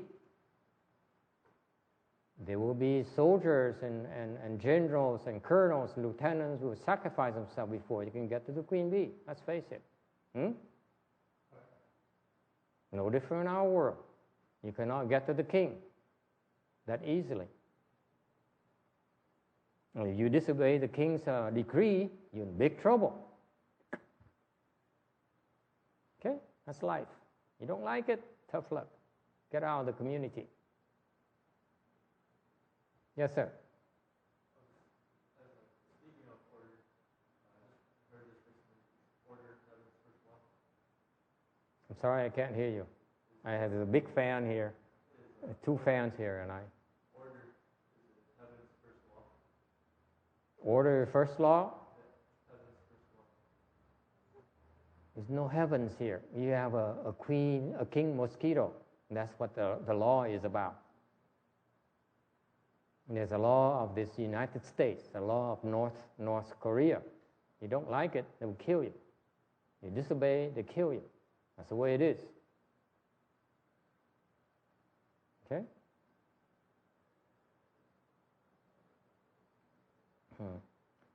Cái bất chánh tri này á, là tại vì cái vị đặt cái lòng tin sai lầm ở cái chỗ sai lầm. Thành ra đó, cái hệ thống Phật giáo mình đó, là quý vị nói hoài mà quý vị nhất định không có chịu để ý tới. Cái hệ thống Phật giáo mình đó, là nó dựa trên cái hệ thống của tổ sư. See, the improper knowledge is because you put your faith in the wrong people, the wrong teachers. Okay? And that's why Mahayana is based on what? It's based on the system of patriarchs. You have to stick to the patriarch's teachings. Cái đại thừa mình đó, là cái việc học theo những cái lời tổ sư dạy. Không nên đi ngược lại lời tổ sư. Những cái người mà không phải là tổ sư, quý vị không nên tin. I'm telling you and repeat for your sake again. If they are not a patriarch, you should not believe them. If they go against the patriarch's teaching, you should not believe them. And therefore, the first thing you should be learning is from the patriarchs, not from a book that you can find that's available. You understand? That's improper knowledge. Because they're not patriarchs. Thành ra cái bất chánh tri là tại cái vị không thể nào tin tưởng bất cứ cái người thầy nào nó gần cái vị hoặc người bạn cái vị tin. Mà cái người thầy đó, cái lai lịch người ta phải là sao? Tổ sư là không tổ sư, mình mới tin được. Hiểu chưa? Cái vị đầu tiên hết đó, các con á, phải theo cái lời dạy tổ sư trước cái đó. Thành thầy khuyên các con nên nghe lời cái băng Ngài Tiên Hóa vì vậy. That's why I encourage all of you to listen to Master Shen Hua's teaching. Because that's the basis. That is a patriarch. Ngài là một cái đại tổ sư. Ngài không bao giờ nói sai hết đó. I think he's wrong only once or twice. The third time is probably my fault. Okay? I disagree. His purely in teaching, by the way, nothing else. His Chan teaching is entirely correct. Cái thiền tông Ngài Tiên Hóa là tuyệt vời. Quý vị không thể nào mà đừng có gì chỗ gì sai hết. Cái tịnh độ mới có một vài chỗ thầy không đồng ý đó. Okay? So you cannot go wrong the patriarch. Cái gì mà đi với tổ sư là không có sợ gì nữa. So far so good. Thành quý vị phải nhắc nhau như vậy. Khi người ta nói cái gì, ông thầy là nói như vậy, ông Thịnh Không nói như vậy, thầy Hồng Trường nói, thầy Bình Hóa nói vậy đó. Không phải tổ sư, không nên tin. Phải nói là ông Bình Hóa nói như vậy, ông thầy của ông nói ra sao? Một trách ngay lập tức. Mình so sánh ngay lập tức. If I say something and you disagree, you look at Master Shen Hua and you say, what does Master Shen Hua have to say about it? Is it consistent or not? Thành cái tổ sư, cái lời tổ sư dạy để cái vị làm cái tiêu chuẩn để mà quý vị so sánh. Thành cái việc đầu tiên quý vị phải lo cái nghe lời dạy của tổ sư. So that you have to listen to the patriarch's teachings first as a basis. Is it clear? Yes.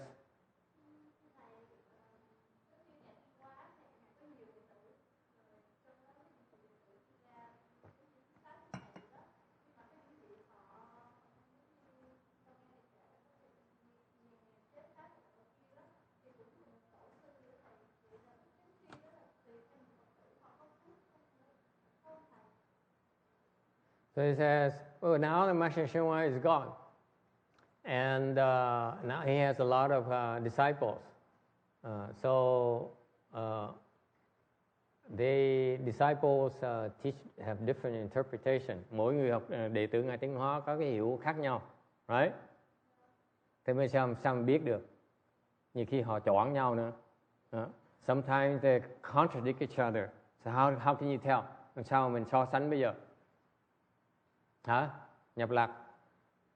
Con tin ai con?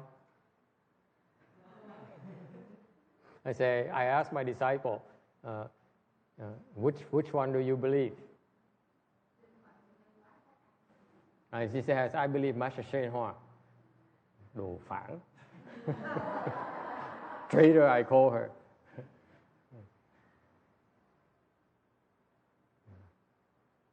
That's a very important point. Cái này quan trọng lắm á.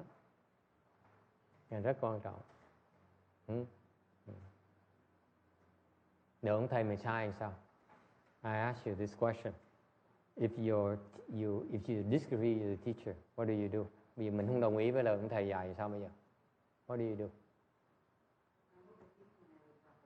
Hả?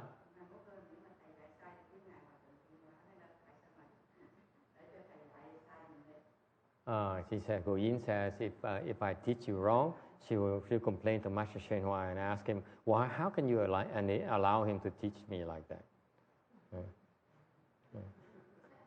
Ngài Tuyền Hoa nói con kiếm được sư phụ thì cứ kiếm đi. Master Shen Hua would say, this I would answer on Master Shen Hua's behalf. You can find me, good for you. Ngài Tuyền Hoa cãi.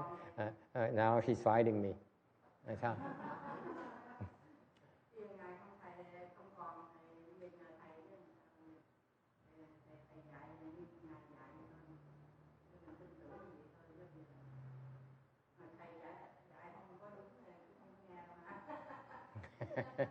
He said, now I believe you to a certain extent.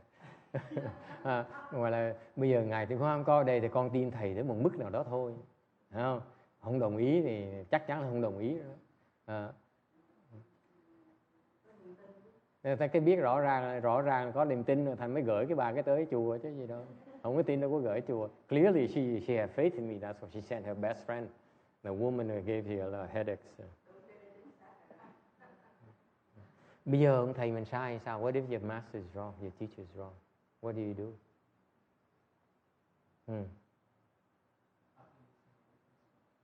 You disagree. Mình không tin, mình không đồng ý. Sao bây giờ? What do you do? Yes, sir. What? You spit in his picture? You what? Go see a patriarch? Which one? They're all dead. The problem with patriarchs, they're all dead. Well, I just read a quote from Buddha. Never believe anything I say if it doesn't ring true with your own heart. Never believe anything even if I've said it. It's not quite like that. This is not what the Buddha meant. It's not what he meant, actually. Ông nói là nếu mà không đồng ý gặp tổ sư, thì nói tại vì Đức Phật nói là nếu mà không đồng ý thì mình phải suy nghĩ lại. Thì nói thiệt ra Đức Phật không dạy như vậy đâu.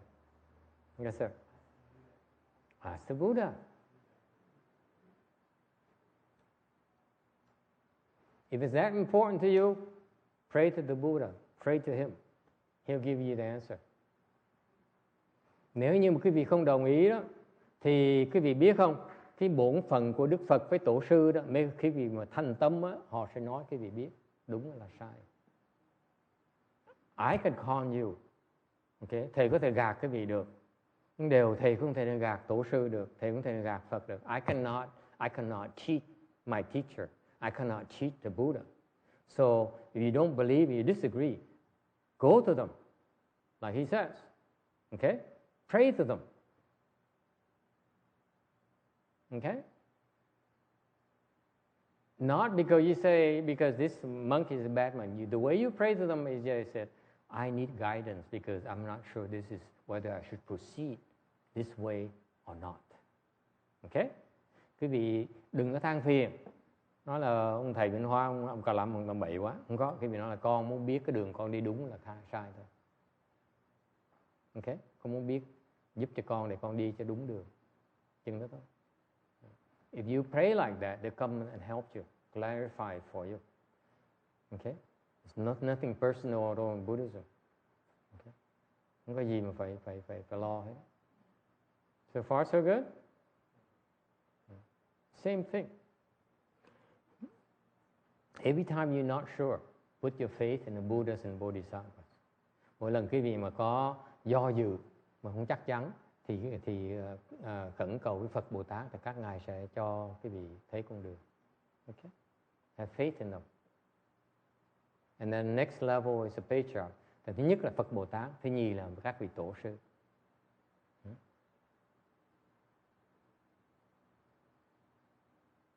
So far, so good?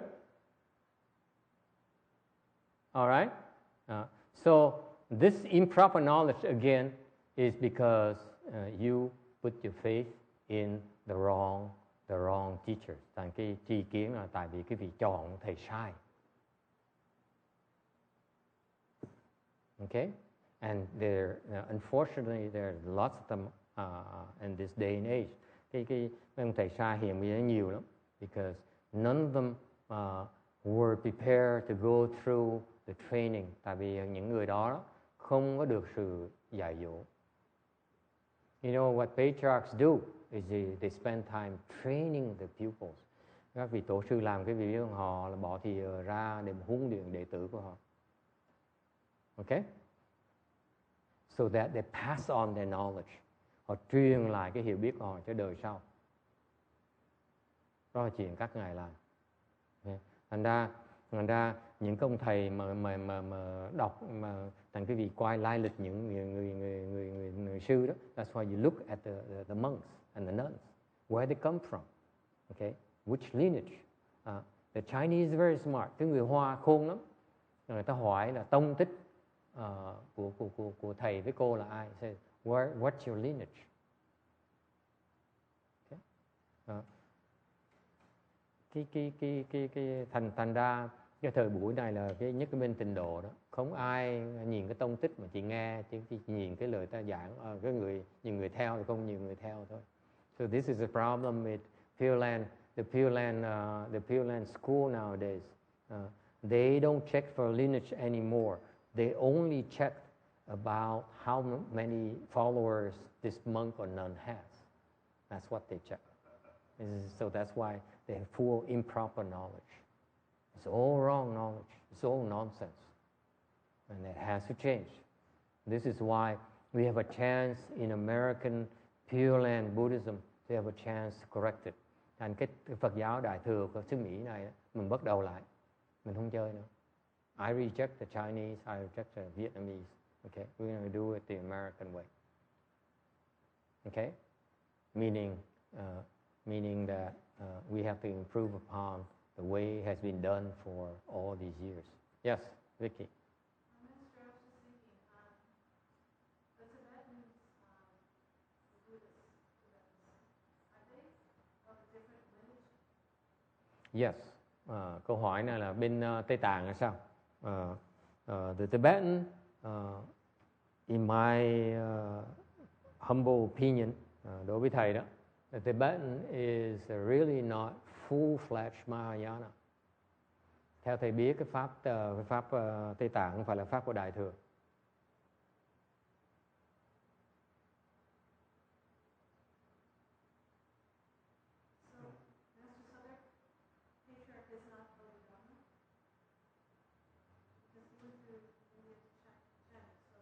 Right, but Tibetan is not. It's really like somewhere else by themselves.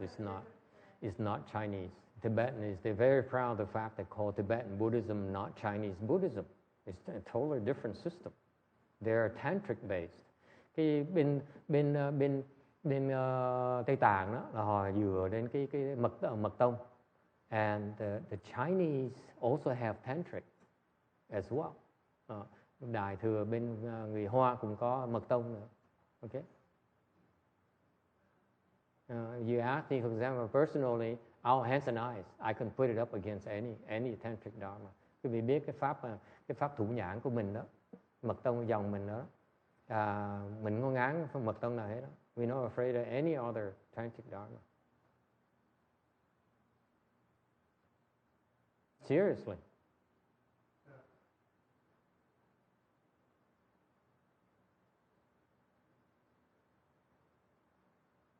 Okay, and you, the way I judge the proper knowledge.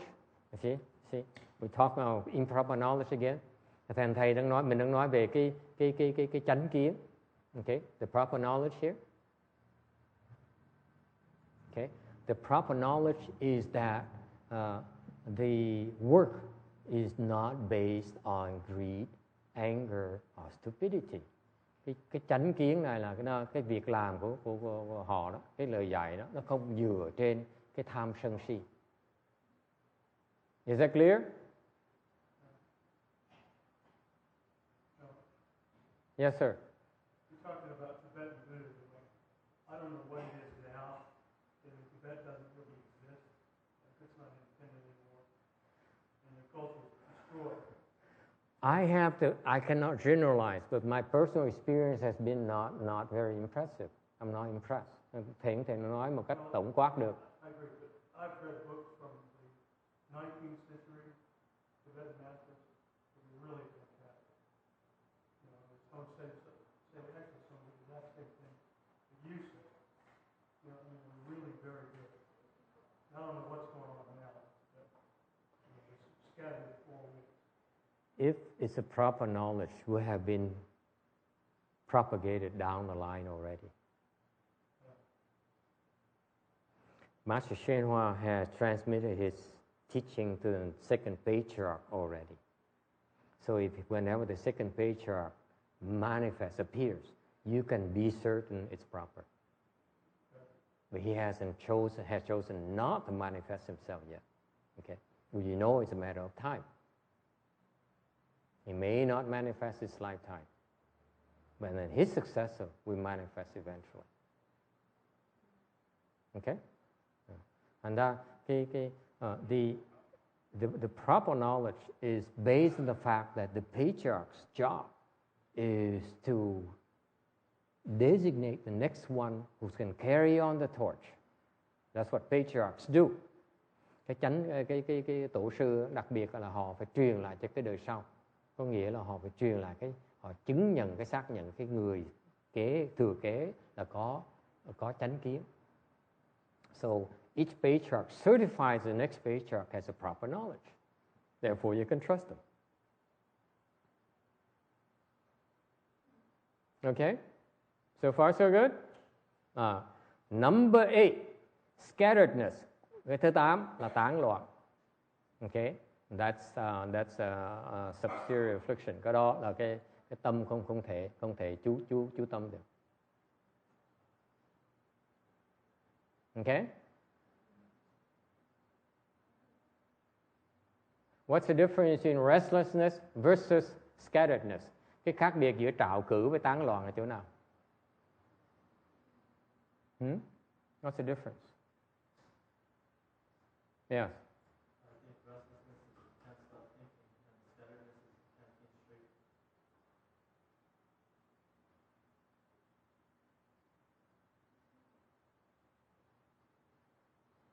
Mr. Beaumont. Scatteredness when you keep going in one different direction. The restlessness is the way you can't keep straight.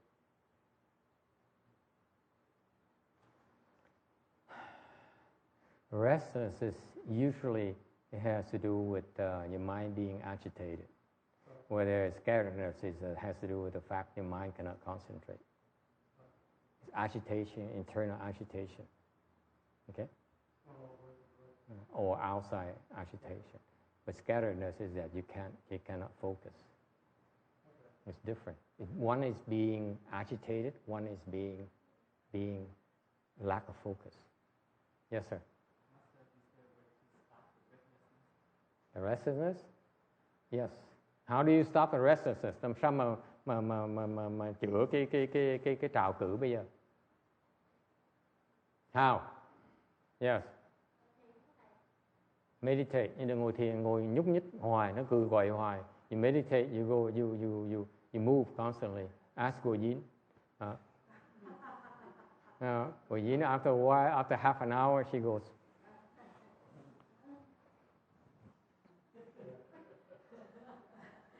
And you sit still, sẽ cô quả gân vậy đó. Cô nửa tiếng sau là cô có xoay chân cô đổi vậy. Ngồi yên đừng nhớ. And then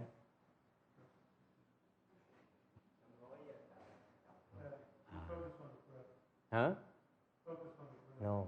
You're so agitated you cannot focus. It's internal pressure. Something is gnawing at you. Just like imagine sitting there and someone, maybe there is a Lyme tick biting you. Huh? You know it's a Lyme tick. It's biting you. Can you stay? See?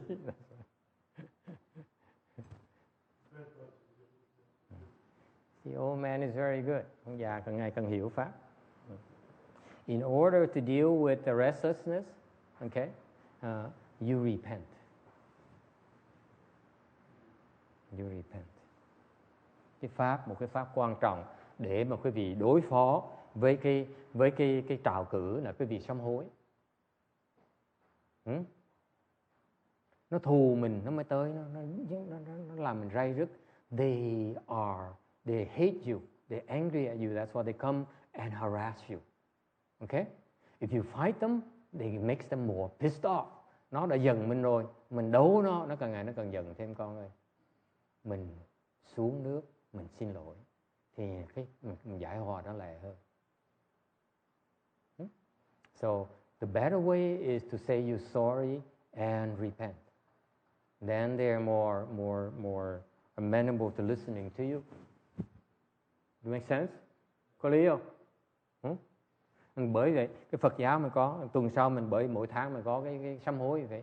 This is why every month now at the end of the month, last Sunday of the month, we always have this repentance ceremony because that's part of the training. Các quý vị thấy có những cái mà quý vị bỗng nhiên sám hối á, nó hết, mà đấu nó không hết, niệm cái thù nhãn nó cũng hết nữa. If you recite the hands and eyes, it won't go away. When you repent, it goes away. Dễ sợ như vậy đó. Thì some of them are not afraid of hands and eyes. Nó đấu quen, nó không ngán nữa. Da nó chai rồi, nó không sợ mình nữa. Mình đấm nó hoài, mình không sợ nữa. Mà mình sám hối nó tha. Cho nên tuần sau quý vị tới sám hối phải khóc lóc một tí. So next week when you come and repent, you should cry a little bit to show your sincerity. No?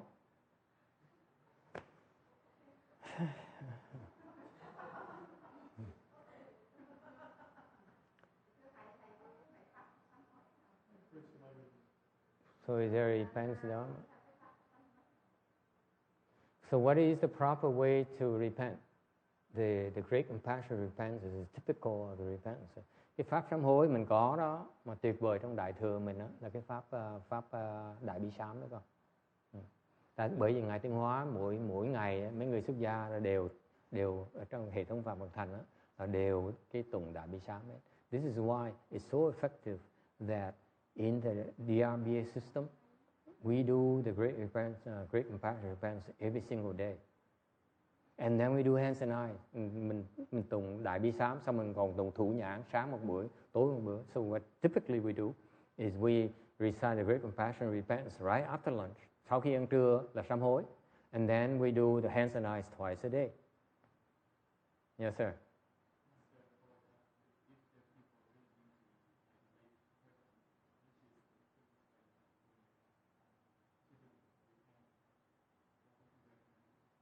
No, do you recommend? Don't repent if you're too busy. What can you do? Okay? Bận quá không làm được, đâu phải ai cũng sám hối được đâu. Okay? So you work until you have the chance to. So the way you work is this. Now you're a flunky. The first year you were flunky. The first 10 years you were flunky. And after 10 years, then you have seniority, then you have more flunkies serving you. Thầy nói là lúc mới vào phải làm mồi, xong thời gian sau rồi mình có mấy người mồi mới thì ở đâu nó làm mồi cho mình. We all have to pay our dues. Okay? Just like in corporate America, the first thing we learn is we learn to bring coffee and shred papers. That's it. Okay? Time is up. Hết thì giờ. Có gì thắc mắc cuối cùng không? Next time we starting on 151. That's on the third truth of extinction. Lần sau mình sẽ giảng về cái đế thứ ba là cái diệt đế. Okay? Now let's stand up and do the rebirth transference. Chúng ta đứng dậy, mình cử hành cái lễ hồi hướng công vãng sanh cho ông cụ, to help Mr. Xiao Xi Luân.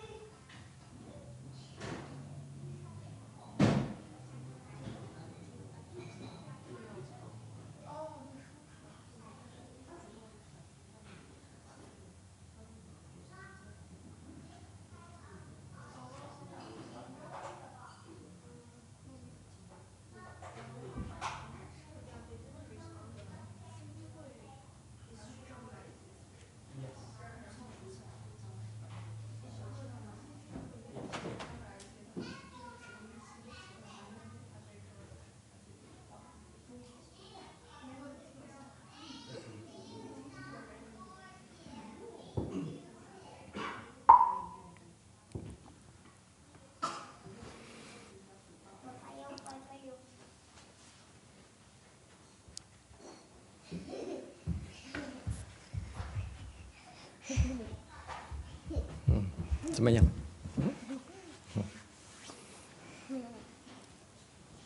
Have you seen the statues?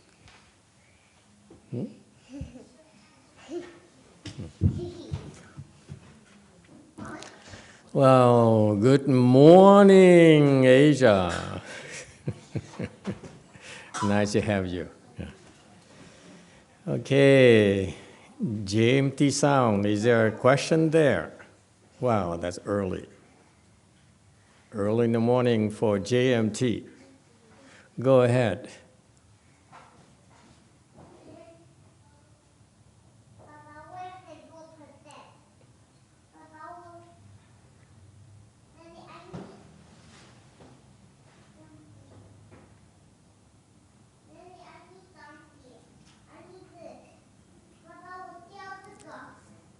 Is there a question from JMT?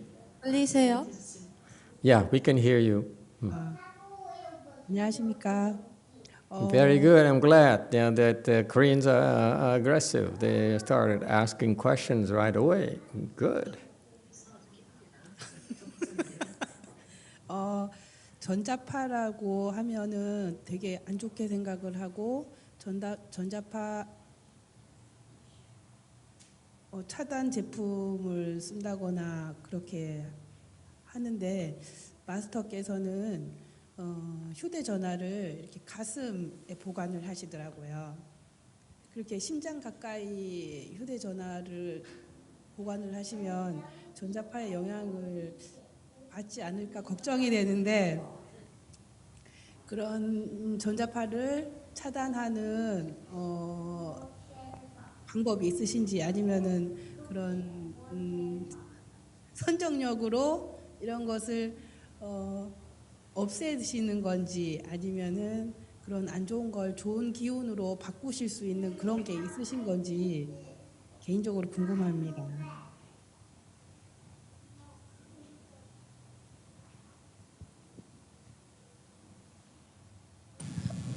Master, the electronic devices, they give us some bad waves. Those things come out bad waves. So I noticed that you put your cell phone in your chest, and I thought that cell phone affects very bad to you. So I'm wondering, is there any way for you to change this bad thing to good thing, or do you overcome this bad effect with your samadhi level? One more time. I noticed that you put your cell phone in your chest, and I think the cell phone affects very bad to bad to you. So is there any way for you to change this bad thing to good, or do you overcome this with your samadhi? Oh, it's about the cell phone, right? The cell phone, I put it in my chest. I don't have it anymore. Now it's here, so it's a bit soft. But thank you. Thank you for asking. In fact, I'm aware of that.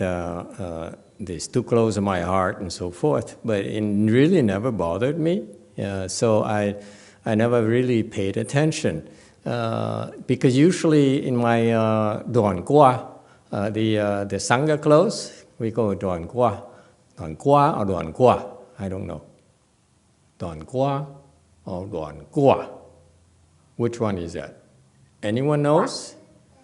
The fourth tone. Okay. It has two pockets here on the chest. So that's why I reached over here and put it here, because it's easier. I can keep track of whether I have it or not. So a habit I have, I will put it here so I know that I have access to it. Today I don't wear a Duan Gua, so I have to put it in the pocket here, and I cannot feel it. It's too far away, and so that's why I prefer to put it in my on my chest. But even if people say that it's bad for you, it really never bothered me in any way. So each person is different, I guess. Maybe I'm messed up already, and so it cannot get any worse. Or it really doesn't bother me at all. But thank you for asking. And one day when I feel that I can't take it anymore, then I will change my habits. All right. Next.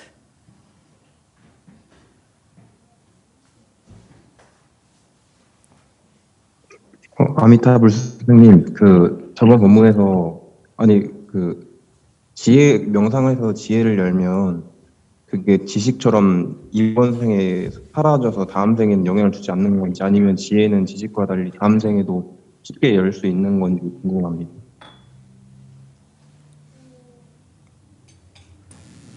When we meditate and when we open our wisdom, then after this life, is it disappeared, or even if after life we can still open our wisdom? Okay, very good. When you practice meditation, any form of Chan meditation, and whether it's reciting Buddha's name, whether it's doing, thank you very much, girls, whether it's reciting mantras, whether it's Tibetan mantras, Vietnamese mantras, Chinese mantras, and so forth, Indian mantras, Sanskrit mantras, you recite it at a certain samadhi level. And each samadhi level is associated with a wisdom. Okay, samadhi here meaning wisdom here and purity here. So it's at that level. So when you talk about wisdom here, one of the three. Once you cultivate this lifetime, unlike worldly pursuits.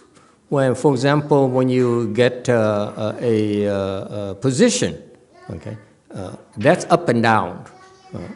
Whereas in cultivation, this level of samadhi that you reach will help naturally you unfold the corresponding wisdom, meaning you're much better at solving problems. Doesn't matter what problems you have, whether it's spiritual problems, whether it's worldly problems, that wisdom of yours there will be used naturally. That's you, that's yours, for yours to use. So that's why it's important for you to concentrate, because in our style, we help you push the samadhi level up and up and up. At the same time, we also pave the way for you to build up your samadhi level as well as your purity, okay? I mean, your wisdom level is your purity. So our Chan practice is very balanced as the way it should be. Whereas, for example, the non-Buddhist practices, they would be skewed towards samadhi, but they don't prepare you for purity or wisdom. So there's an imbalance. Okay? Whereas some other Buddhist practices where they put more emphasis on literary wisdom. That's why they debate, they argue, and they demonstrate the better understanding of intellect. Okay? That's called literary wisdom. Okay? That's a low level wisdom. Okay? But because of the emphasis on the development of literary wisdom, okay, this has a disadvantage of suppressing the samadhi development. That's what they don't realize.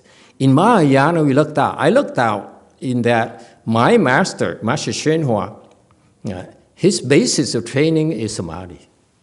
Okay, and then he also prepares us for wisdom by explaining sutras and Dharma talks and so forth. What people don't realize, his disciples don't realize, he's also teaching them about purity as well. But it's not as obvious to them. Okay, so in our we are a lot more balanced in that sense.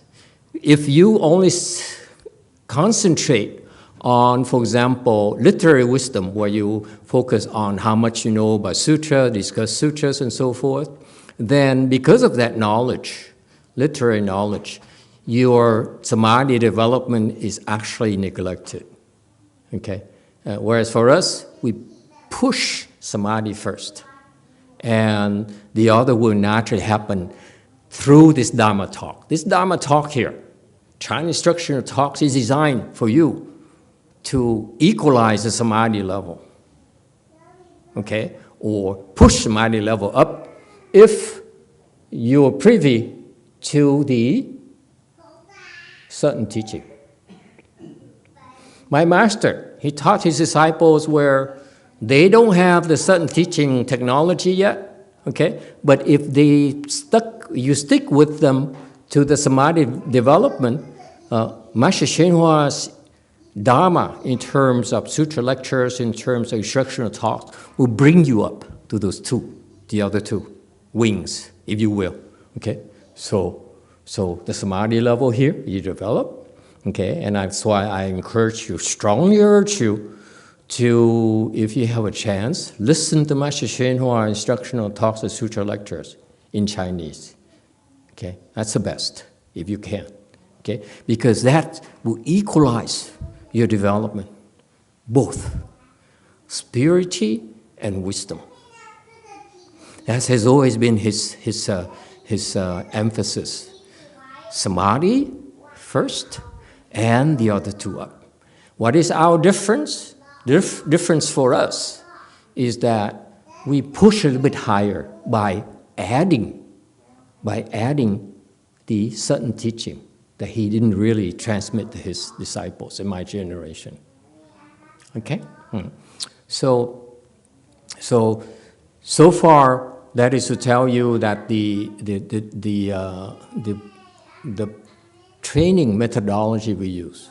Why is it important? It's important because the higher you reach, okay, and we, Mahayana, have the technology to help you push your development of your samadhi level very, very high in a Wei-Yang lineage. Okay? He showed me how. That's how he trained me. Okay? And once you reach that high level samadhi here, okay, you listen to the instructions, the other two will bring up naturally. But however, if you also have the certain training, the certain teaching, the certain technology, then you can leap on both three sides at the same time. It's a lot more involved than I can just explain it to you fully. So basically, whatever you attain this level, the short answer to the questions, whatever level you attain, samadhi level, okay, you attain this lifetime, okay? Next lifetime, it's very easy for you to reach it, okay? For example, the proof is that in America, there are a lot of lay people who are enlightened already. They're not Buddhists. They are don't follow any spiritual practice. Okay, and they're enlightened. Their enlightened level is higher than Master Shenhua's disciples. Because in a prior lifetime, they're enlightened already. So now they come here with a certain mission, whatever they're supposed to do here in the Sao world, this particular 21st century and 20th century. So they come here to do it, and because they were enlightened already, they don't need to go through the training that we do to get up there again. Okay? I can't wait for this guy to die now and tell you what level he is, this American guy. It's amazing, it's fascinating, let me tell you. It's very interesting. So that's why when you practice Chan, it's never a waste of time. That's why we emphasize improve, improve, improve, improve. Get higher and higher and higher. Never mind about anything else, okay? Improve, improve, improve, improve. When you get higher, okay, it stays with you forever. lifetime after lifetime after lifetime.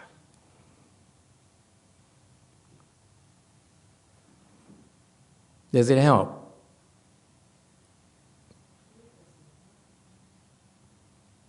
All right, any other questions? Yes, Chen Chen. Hi, Master.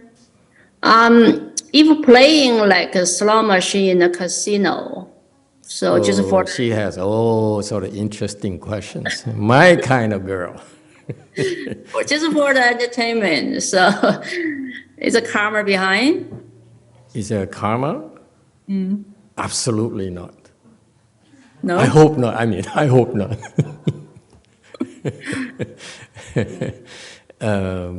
Is there a karma in doing slot machines? Doing slot machines, yes, of course, it's karma. It's very good for your right arm. Good exercise. You do it all day, actually. I can see how your bicep will get stronger, bigger. Okay, what other karmas are there? Also the karma, so we talk about the mind karma, I mean the body karma here, right? All right? And then also, do we create mouth karmas when we do slot machines? Shen Yun, girl, do we do mouth karma when we do slot machines? Just checking, just checking. Any of you, do we have any mouth karma when we do slot machines?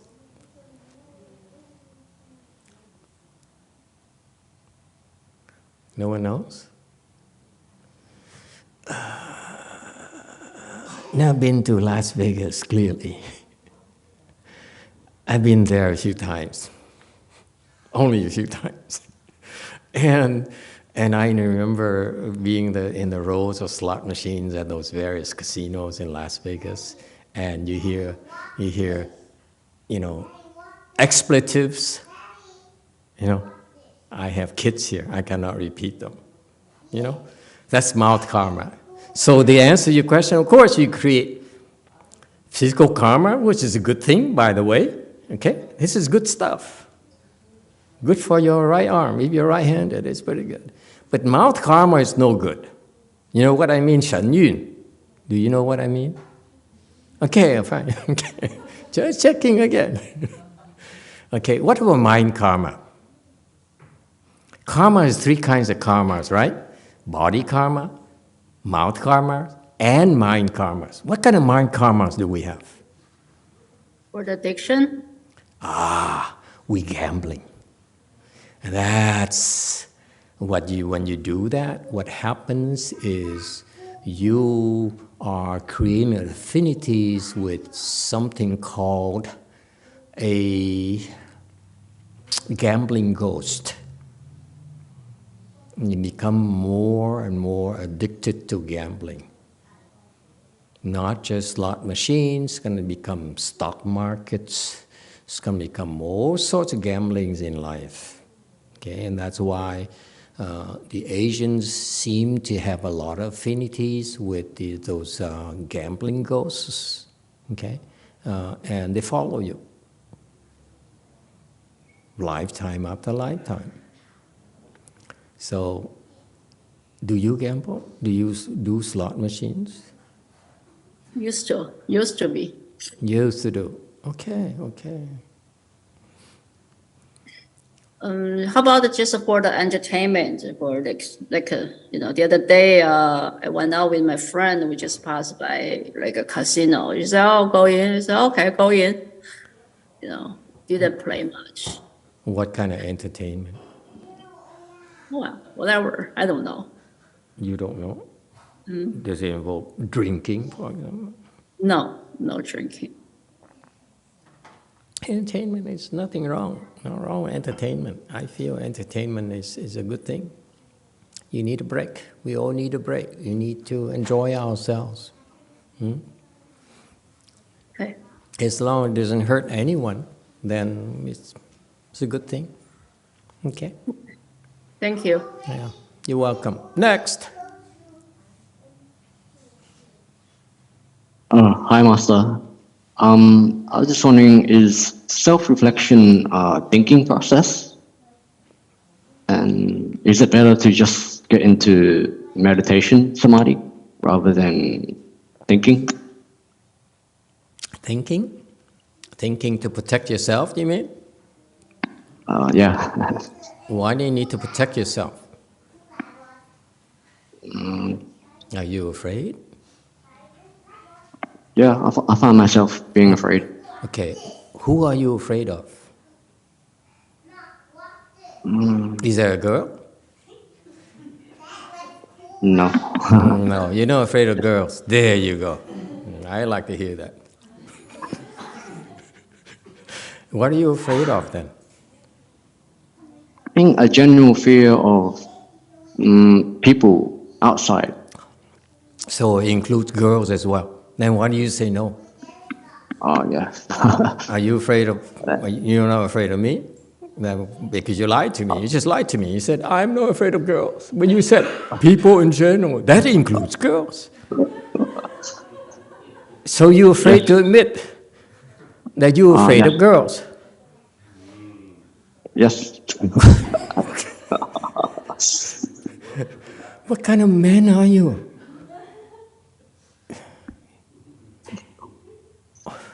Seriously. I know it's a rhetorical question, but think about this. Every time you approach a girl and you have this trepidation, is she going to turn me down? Is she going to turn me down? Am I good enough for her? Am I good enough for her? That is negative energy. That fear is negative energy, mental energy. Agree? Yes. People around you will sense it.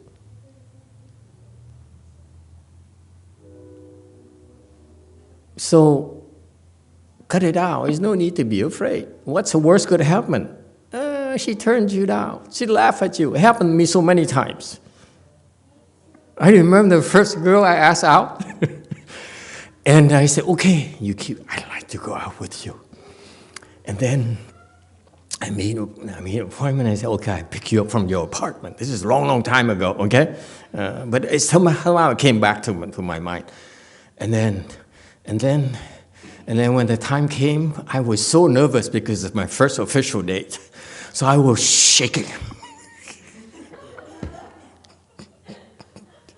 She didn't even open the door. Good thing is only 2 of us who knew about it. Now I don't care anymore. You know I don't care. You see, what's the worst could happen? So you need to be afraid. We fail. So what? We learn, we become stronger. And ever since I failed, I said, I'm going to be better. I'm going to pick up girls better. Never learned how to. That's how I became a monk. It's even better, you see?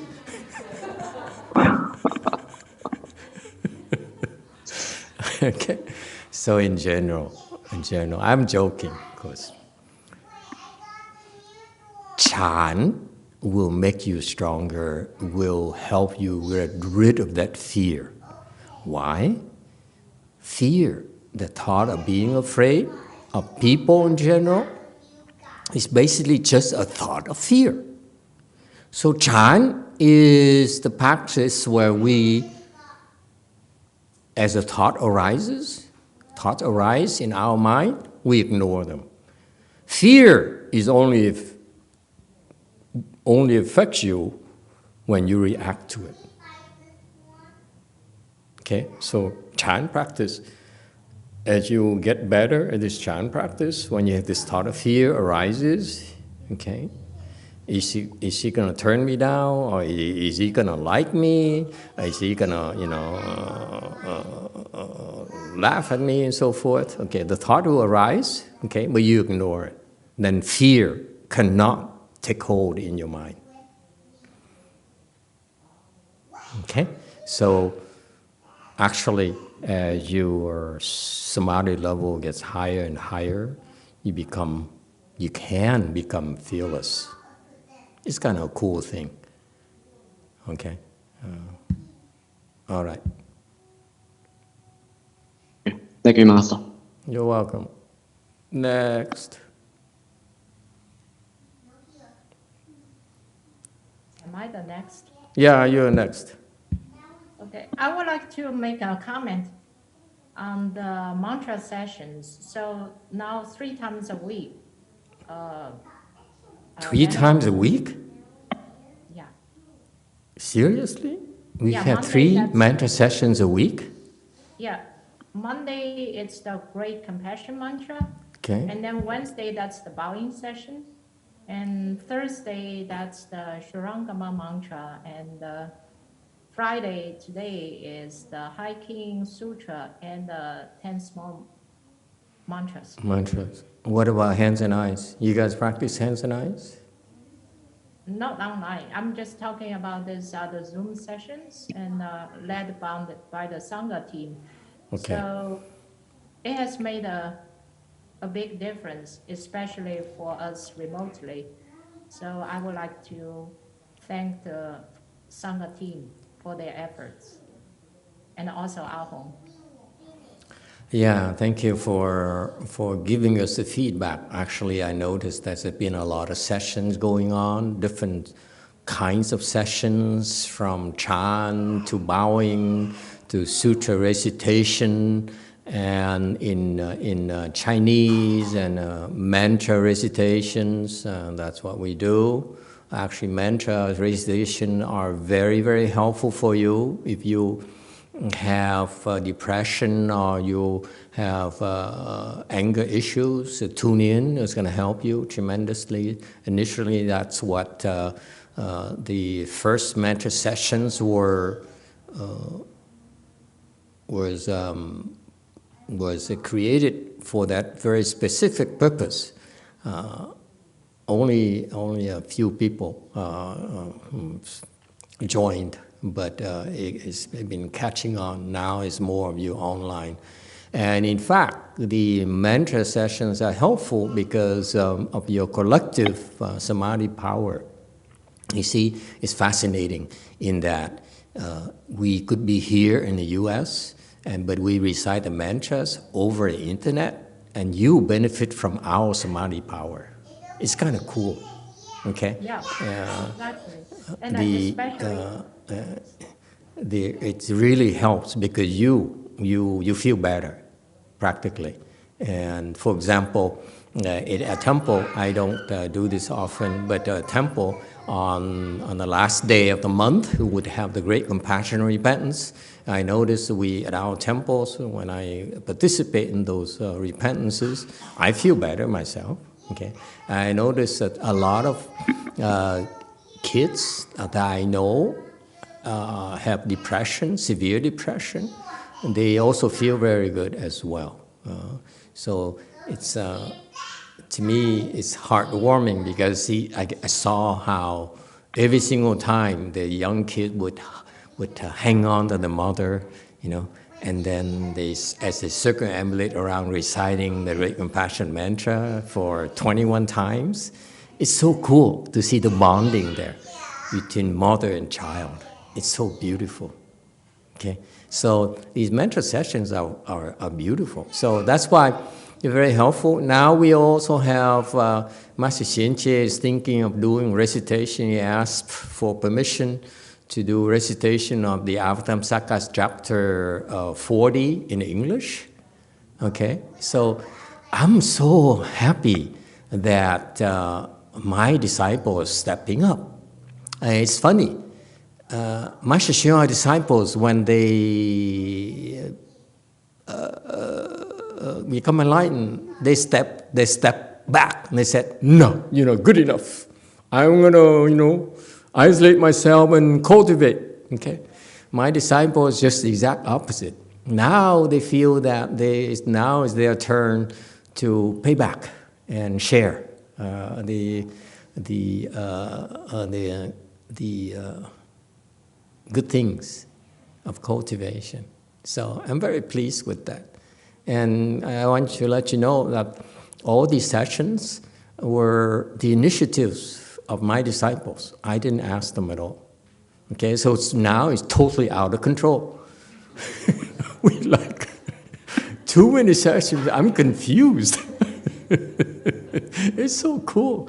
So you get your whole like menu, if, you know, of that Mahayana, American Mahayana thing. You know, let me some appetizers and and so it's kind of cool. Okay, and I think. I think in the future we have more and more of that in your own languages and in your and whatever. So it's kind of cool. Yes, Jane, did you want to say something? Yeah, I just want to add on is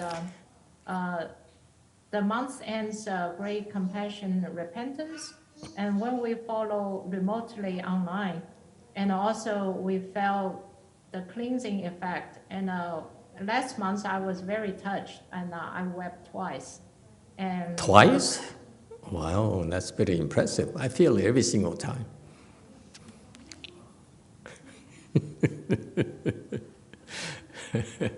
It's cool. That's the thing about cultivation. You can't talk and talk and talk and talk. You feel it. You know, you sense it. That's why people in our small world, they tune in, they do things together because we're sharing our good responses. And to me, those are the miracles of Mahayana. We don't need miracles like in Judaism or Christianity, because we see miracles every day in you. You get such wonderful responses from these mantras and these meditation retreats, and it makes a difference. In your daily life, in your family life, in your professional life. That's kind of cool for me. Okay, and I'm very grateful to my disciples for deciding to do it themselves. Meaning that, seriously, I never asked them. Be serious, because what makes me very proud is that they care. They care for those people, for the kind of benefits they can help bring to you, to all of you. It's kind of nice. Keep it up, boys and girls. Anyone else?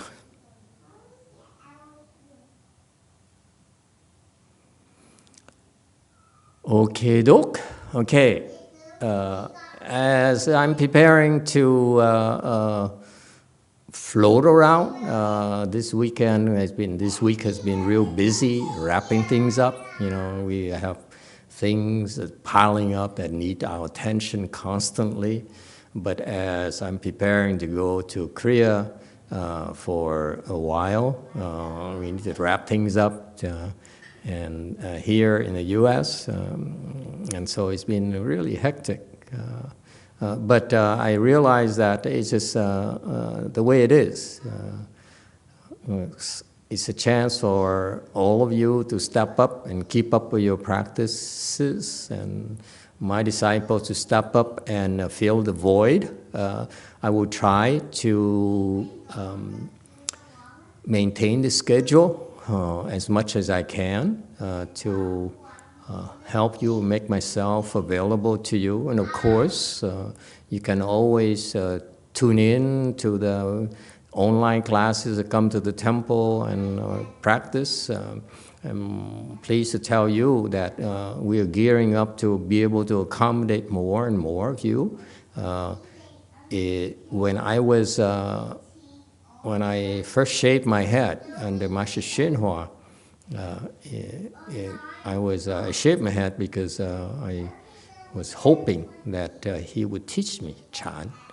And he died very, very quickly, so it was a disappointment to me.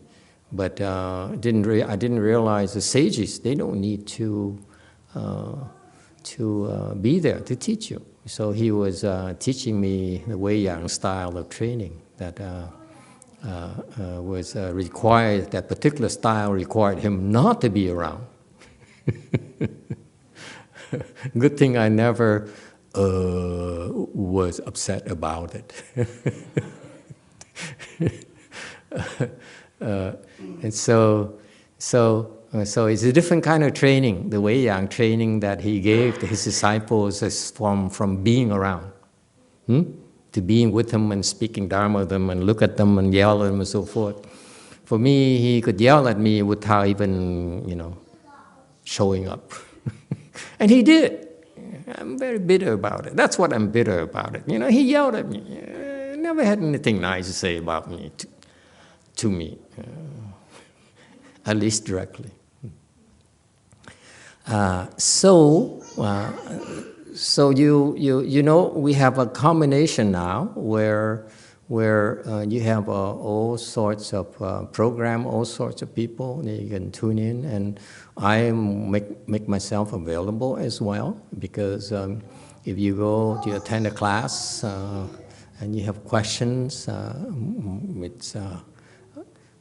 this is my way of training my disciples. That's different from Master Shinhua in that I'm training them to help you, and if they can't, then I will teach them how to help you. So, for example, Master Z has been with us for a few years now, and he was sent to Korea to help me pacify the area. So he did that for almost 3 years. I'm bringing him back to DTT in order to train him the things I could not train him. So we train. We have on-the-job training. That's how we train our people. It's not theory. Okay. So you see, we have a lot of people. So feel free to come to them if you have any problems, any needs. And if they can't help you, they will contact me. They have access to me, and I will teach them how to help you. And that's how I train my people, my students.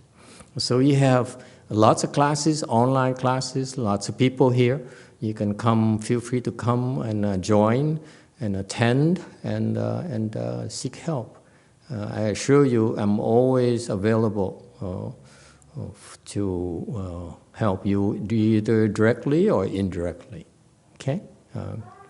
So even though I'm traveling, I'm still in touch, in contact with them. Korea, so I'll be in Korea for 4 weeks or so, 4 or 5 weeks or so. While there, I will have still plan to keep in touch with you by lecturing, maintaining, sustaining the Friday nice thing here. Schedule is at Saturday over there, Korea time. It's Friday night right now here in the US. So I will do a chant session there in the morning, and after lunch we do a lecture as well. So that's what, so the schedule is flexible. We will try to maintain the schedule for you so that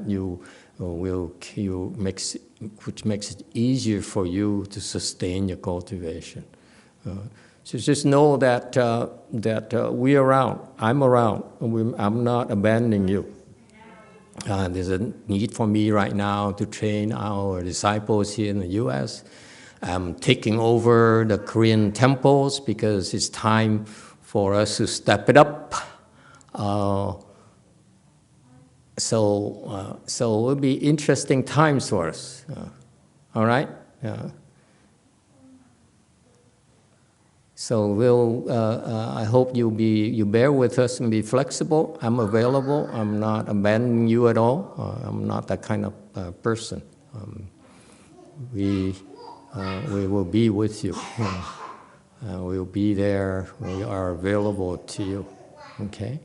All right. So cultivate, and so it will be so I can have time to spend, I can physically be in Korea and yet still I'm available to teach you online as well, as much as I can. All right? Now, today, since we have a little time left, let's do a short one. We don't have a whole lot of time today. So let's do this thing here. 112, a great lantern. Okay, shall we? Master Wei Shang said, what is that? Yang Shang said, great lantern. Master said, oh no, that's wrong. Sorry. Great lantern, okay? Yang Shan asked, what is the meaning of the patriarch coming from the west? Master Wei Shan said, great lantern. Yang Shan said, is that all? The master said, what is that? Yang Shan said, great lantern. The master said, you really don't know.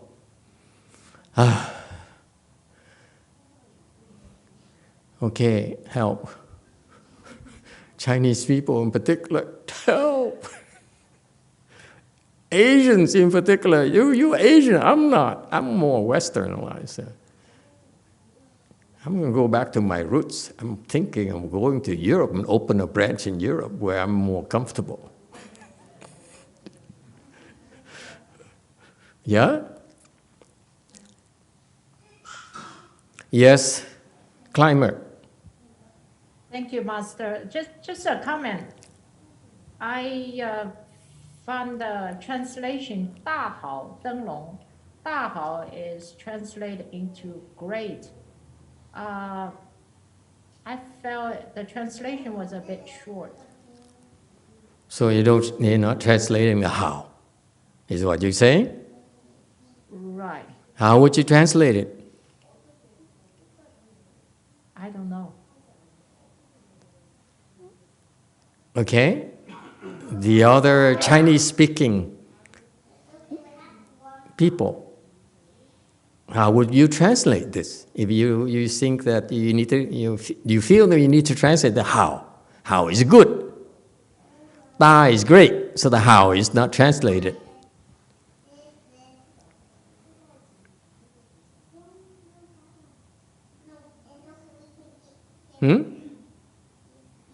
What it means is great goodness lantern. Would you buy that? Would you agree with that?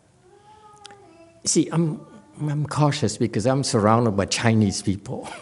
So I would never dare claim that I understand Chinese better than you. Yeah?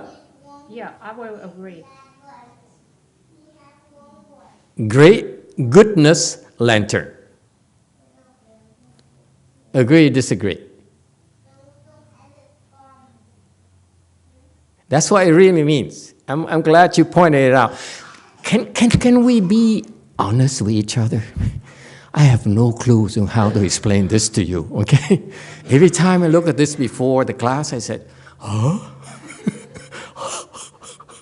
How am I going to explain this to them? And somehow, together, as soon as we get together, to sit as well, I said, oh my God, how am I going to explain all these things? And as soon as we talk about it,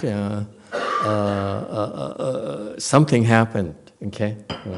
So it's wonderful, isn't it? So the point I'm trying to make is that we're speaking Dharma together. You realize how wonderful it is?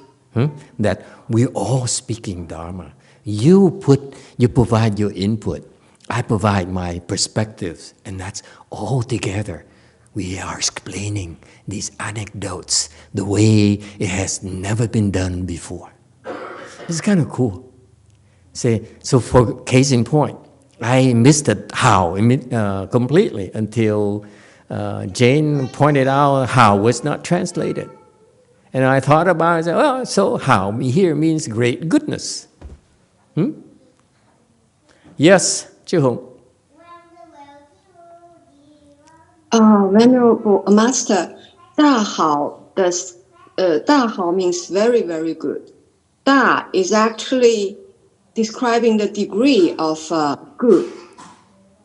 Okay. So 大 does not mean the lantern is big. Right. So 大好 it So means very, very good.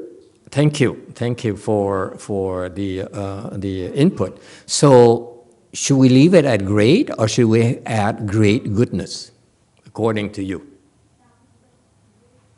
I think we should just have great. Okay. Okay. So it's a good translation. See, two people, disagree. Yeah. Okay. So it's implied goodness. Yes. Goodness is implied. If you say great goodness, then you committed to goodness only. Great could be great evil. No? Not possible? Yes, one.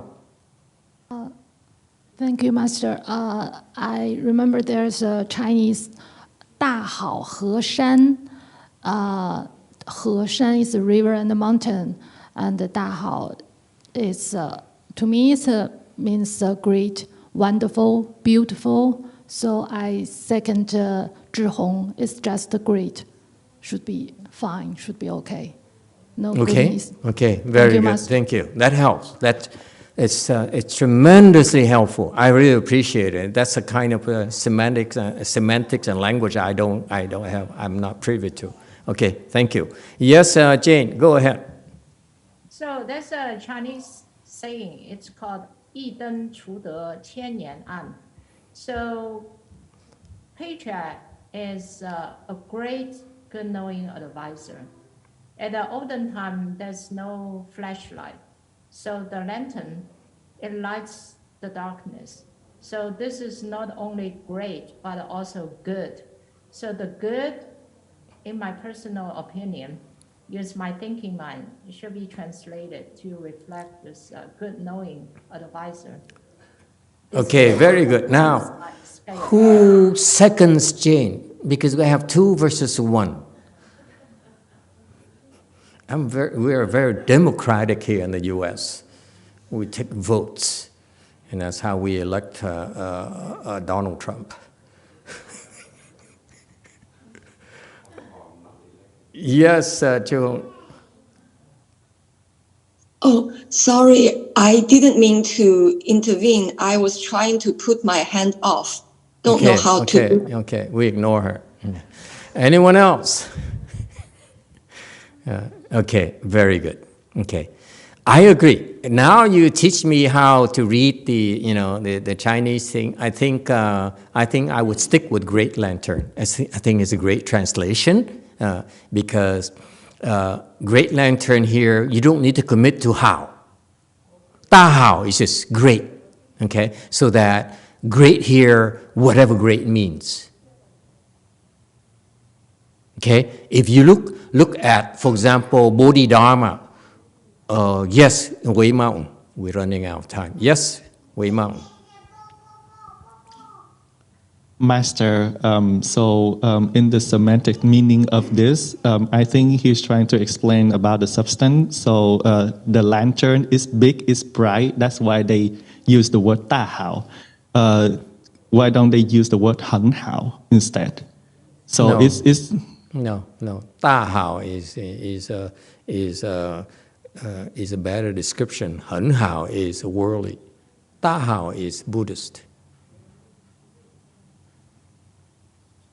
Okay? Yes, Jehong. It's the same button again. Haven't figured out. Okay.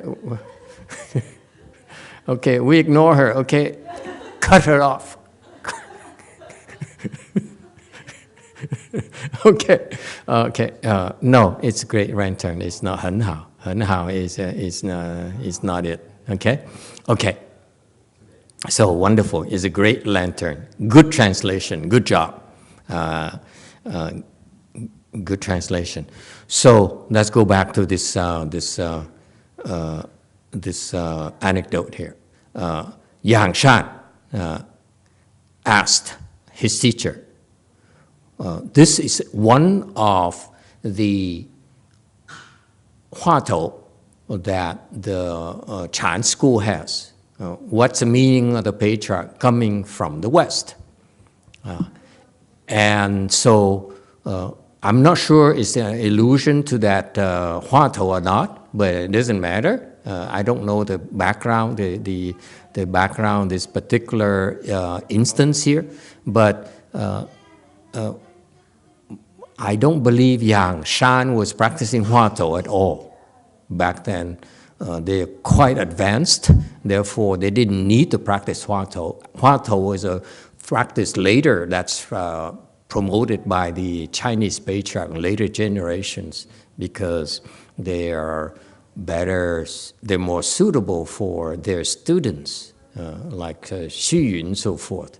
But Yang Shan is way beyond that. That's why the Huatou is not appropriate for him. So I don't think it's a Huatou thing, first of all. It's my personal opinion, okay? Number two says, what is the meaning of the patriarch coming from the West? Meaning is referring to Bodhidharma coming from India to China, okay? So the master Wei Shan said, Great Lantern is his answer. And Yang Shan said, is that all? Okay, next. Wei Shan said, what do you mean by that? Okay, what do you mean by that? What is that? Yang Shan said, that is a great lantern. The master said, you really don't know.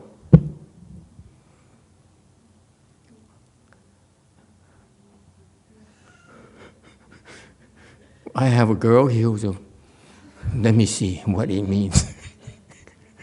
You see the problem? Okay? Trying to understand, trying to explain. And that's the meaning of this anecdote. What is the meaning? The meaning that Yang Shan said, why did Bodhidharma came from India to China? Okay, what's the meaning of that? And the Master Wei Shan said, great lantern. Great lantern means it's a great lantern. You could interpret it as he brought the light of wisdom from India and bring it to our country, you know, our eastern expanses and make it our Chinese wisdom instead of Indian wisdom. Okay, it has to be imported to China. And so he says, so it's a great lantern. When he came over, it's like a lantern that's the best lantern that emits light or whatever. But also, let me tell you, Ta Hao here is great, is a good translation because, let me assure you, the way the Bodhidharma treated Hui Ke is pretty evil. It's no good, nothing good at all. For 9 years. Think about it. He made him kneel behind him for 9 years. Didn't even talk to him at all. Not a single word. To me, it's so evil. It's cruel to treat your disciples like that. Excuse me, it's something personal. You know what I mean? So great here. Ta Hao is great. It's a good translation. It's great goodness, also great evil. Because in great evil, there's great goodness. In great goodness, there's great evil. So there's no need to commit yourself to goodness. Because, again, you know, the great teachers like Master, I'd like to think Master Bodhidharma is a greater teacher than Master Xuanong, okay? But the way that Master Bodhidharma had to treat his Chinese disciple in such a bad way, such an evil way, was necessary, okay, for Hui Ke to bring out the great goodness in him. Does it make sense to you? So that's why you don't want to translate great goodness or great evil. Just great. Great includes everything. That's why it's great. So far, so good? The question is, why do we have to have Hao? Why don't we just say Ta, Tân Lũng, Tân Lung, Tân Lũng? Huh? I'm asking you Chinese people, what's the difference between Ta Hao and Ta Tân Lũng? What's the difference?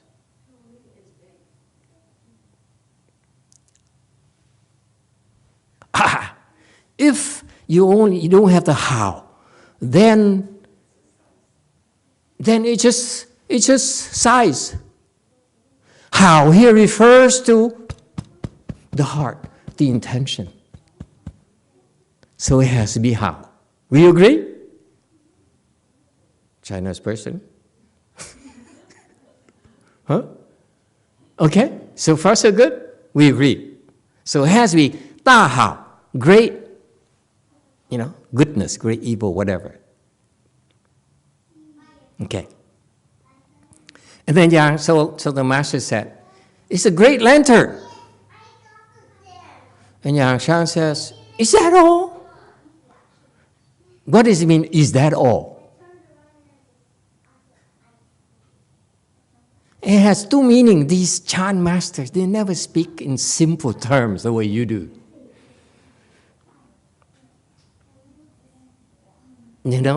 You are, they always have double talk.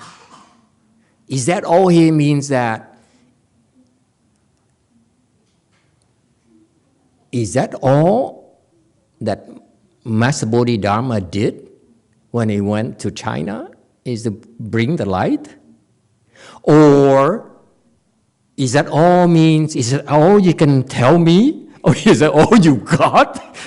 Really? You are a master? You are the future founder of our Weiyang lineage. Is that all? Is that all you can explain to us? You see? You got that? So it's a humor in here. American humor. I don't think the Chinese found it humorous. I find it humorous. So far, so good. So that's why I love the question. Is that all? It's so American. Never mind. Okay. Next.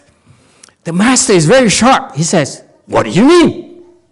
He said, I would say, what do you mean? But he's so cool. He said, what is that? It's even cooler. Because I would show my meanness right away. What do you mean? But no, he said, what is that? He's so elegant. The Chinese is so Chinese. What is that? What do you mean by that? Okay? So beautiful, the Chinese way of talking to each other. It's too Chinese. Okay. So Yang Shan said, so now Yang Shan is stuck. He says, he can't say, is that all you know? So what did he do? He said, this is humor. Yang Shan has humor, so he says, great lantern. So he hid behind great lantern. Isn't that cool? The guy is so fast. He said, I will not be caught by you. Okay? So he said, that of course refers to great lantern. I always have respect and love for you. Forever. You see that? Who says Yang Shan is not a liar?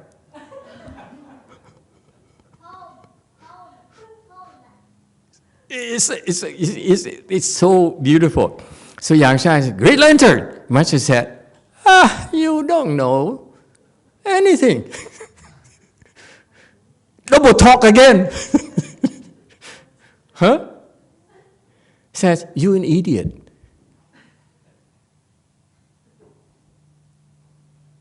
Okay? Meaning what? You don't know. I answer to your two questions. You don't know, you really don't know why Bodhidharma came to China? Okay? You really don't know what I know. See, you're an idiot. So it's an insult. And it has to stop right there. Make sense?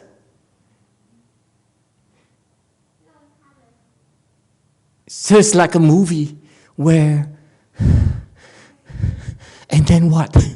Did they get married? They have children? They're happy together or not? It's just the movie just ends.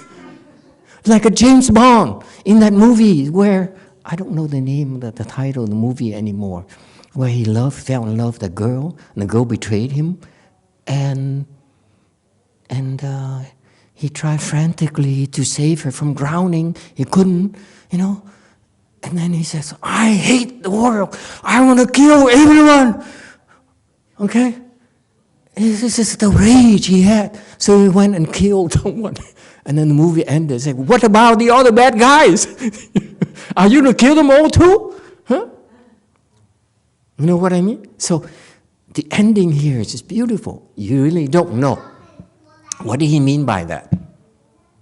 Finally, he means, Master Wei Shan says, listen, boy, let me tell you, whatever the great patriarch did to bring the Dharma from the West to us is beyond your realm. Stop false thinking about them. That's a third message. You see that? So Yang Shan, the conversation between Yang Shan and Master Wei Shan is on two levels. Yang Shan always say, what's Bodhidharma doing here? And do you really know or not? Okay. Master Wei Shan said, I answer to you both. Okay. But let me tell you also furthermore, none of your business. Isn't that beautiful? So he's insulting his disciples, but he's not insulting his disciples. You decide. Yang Shan had to decide for himself. Did he insult me or not? Did he answer me or not?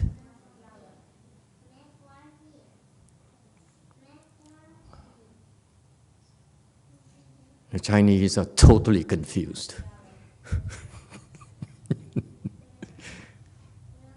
Got that? And that's the meaning of this anecdote. Okay, we stop here today. Thank you all.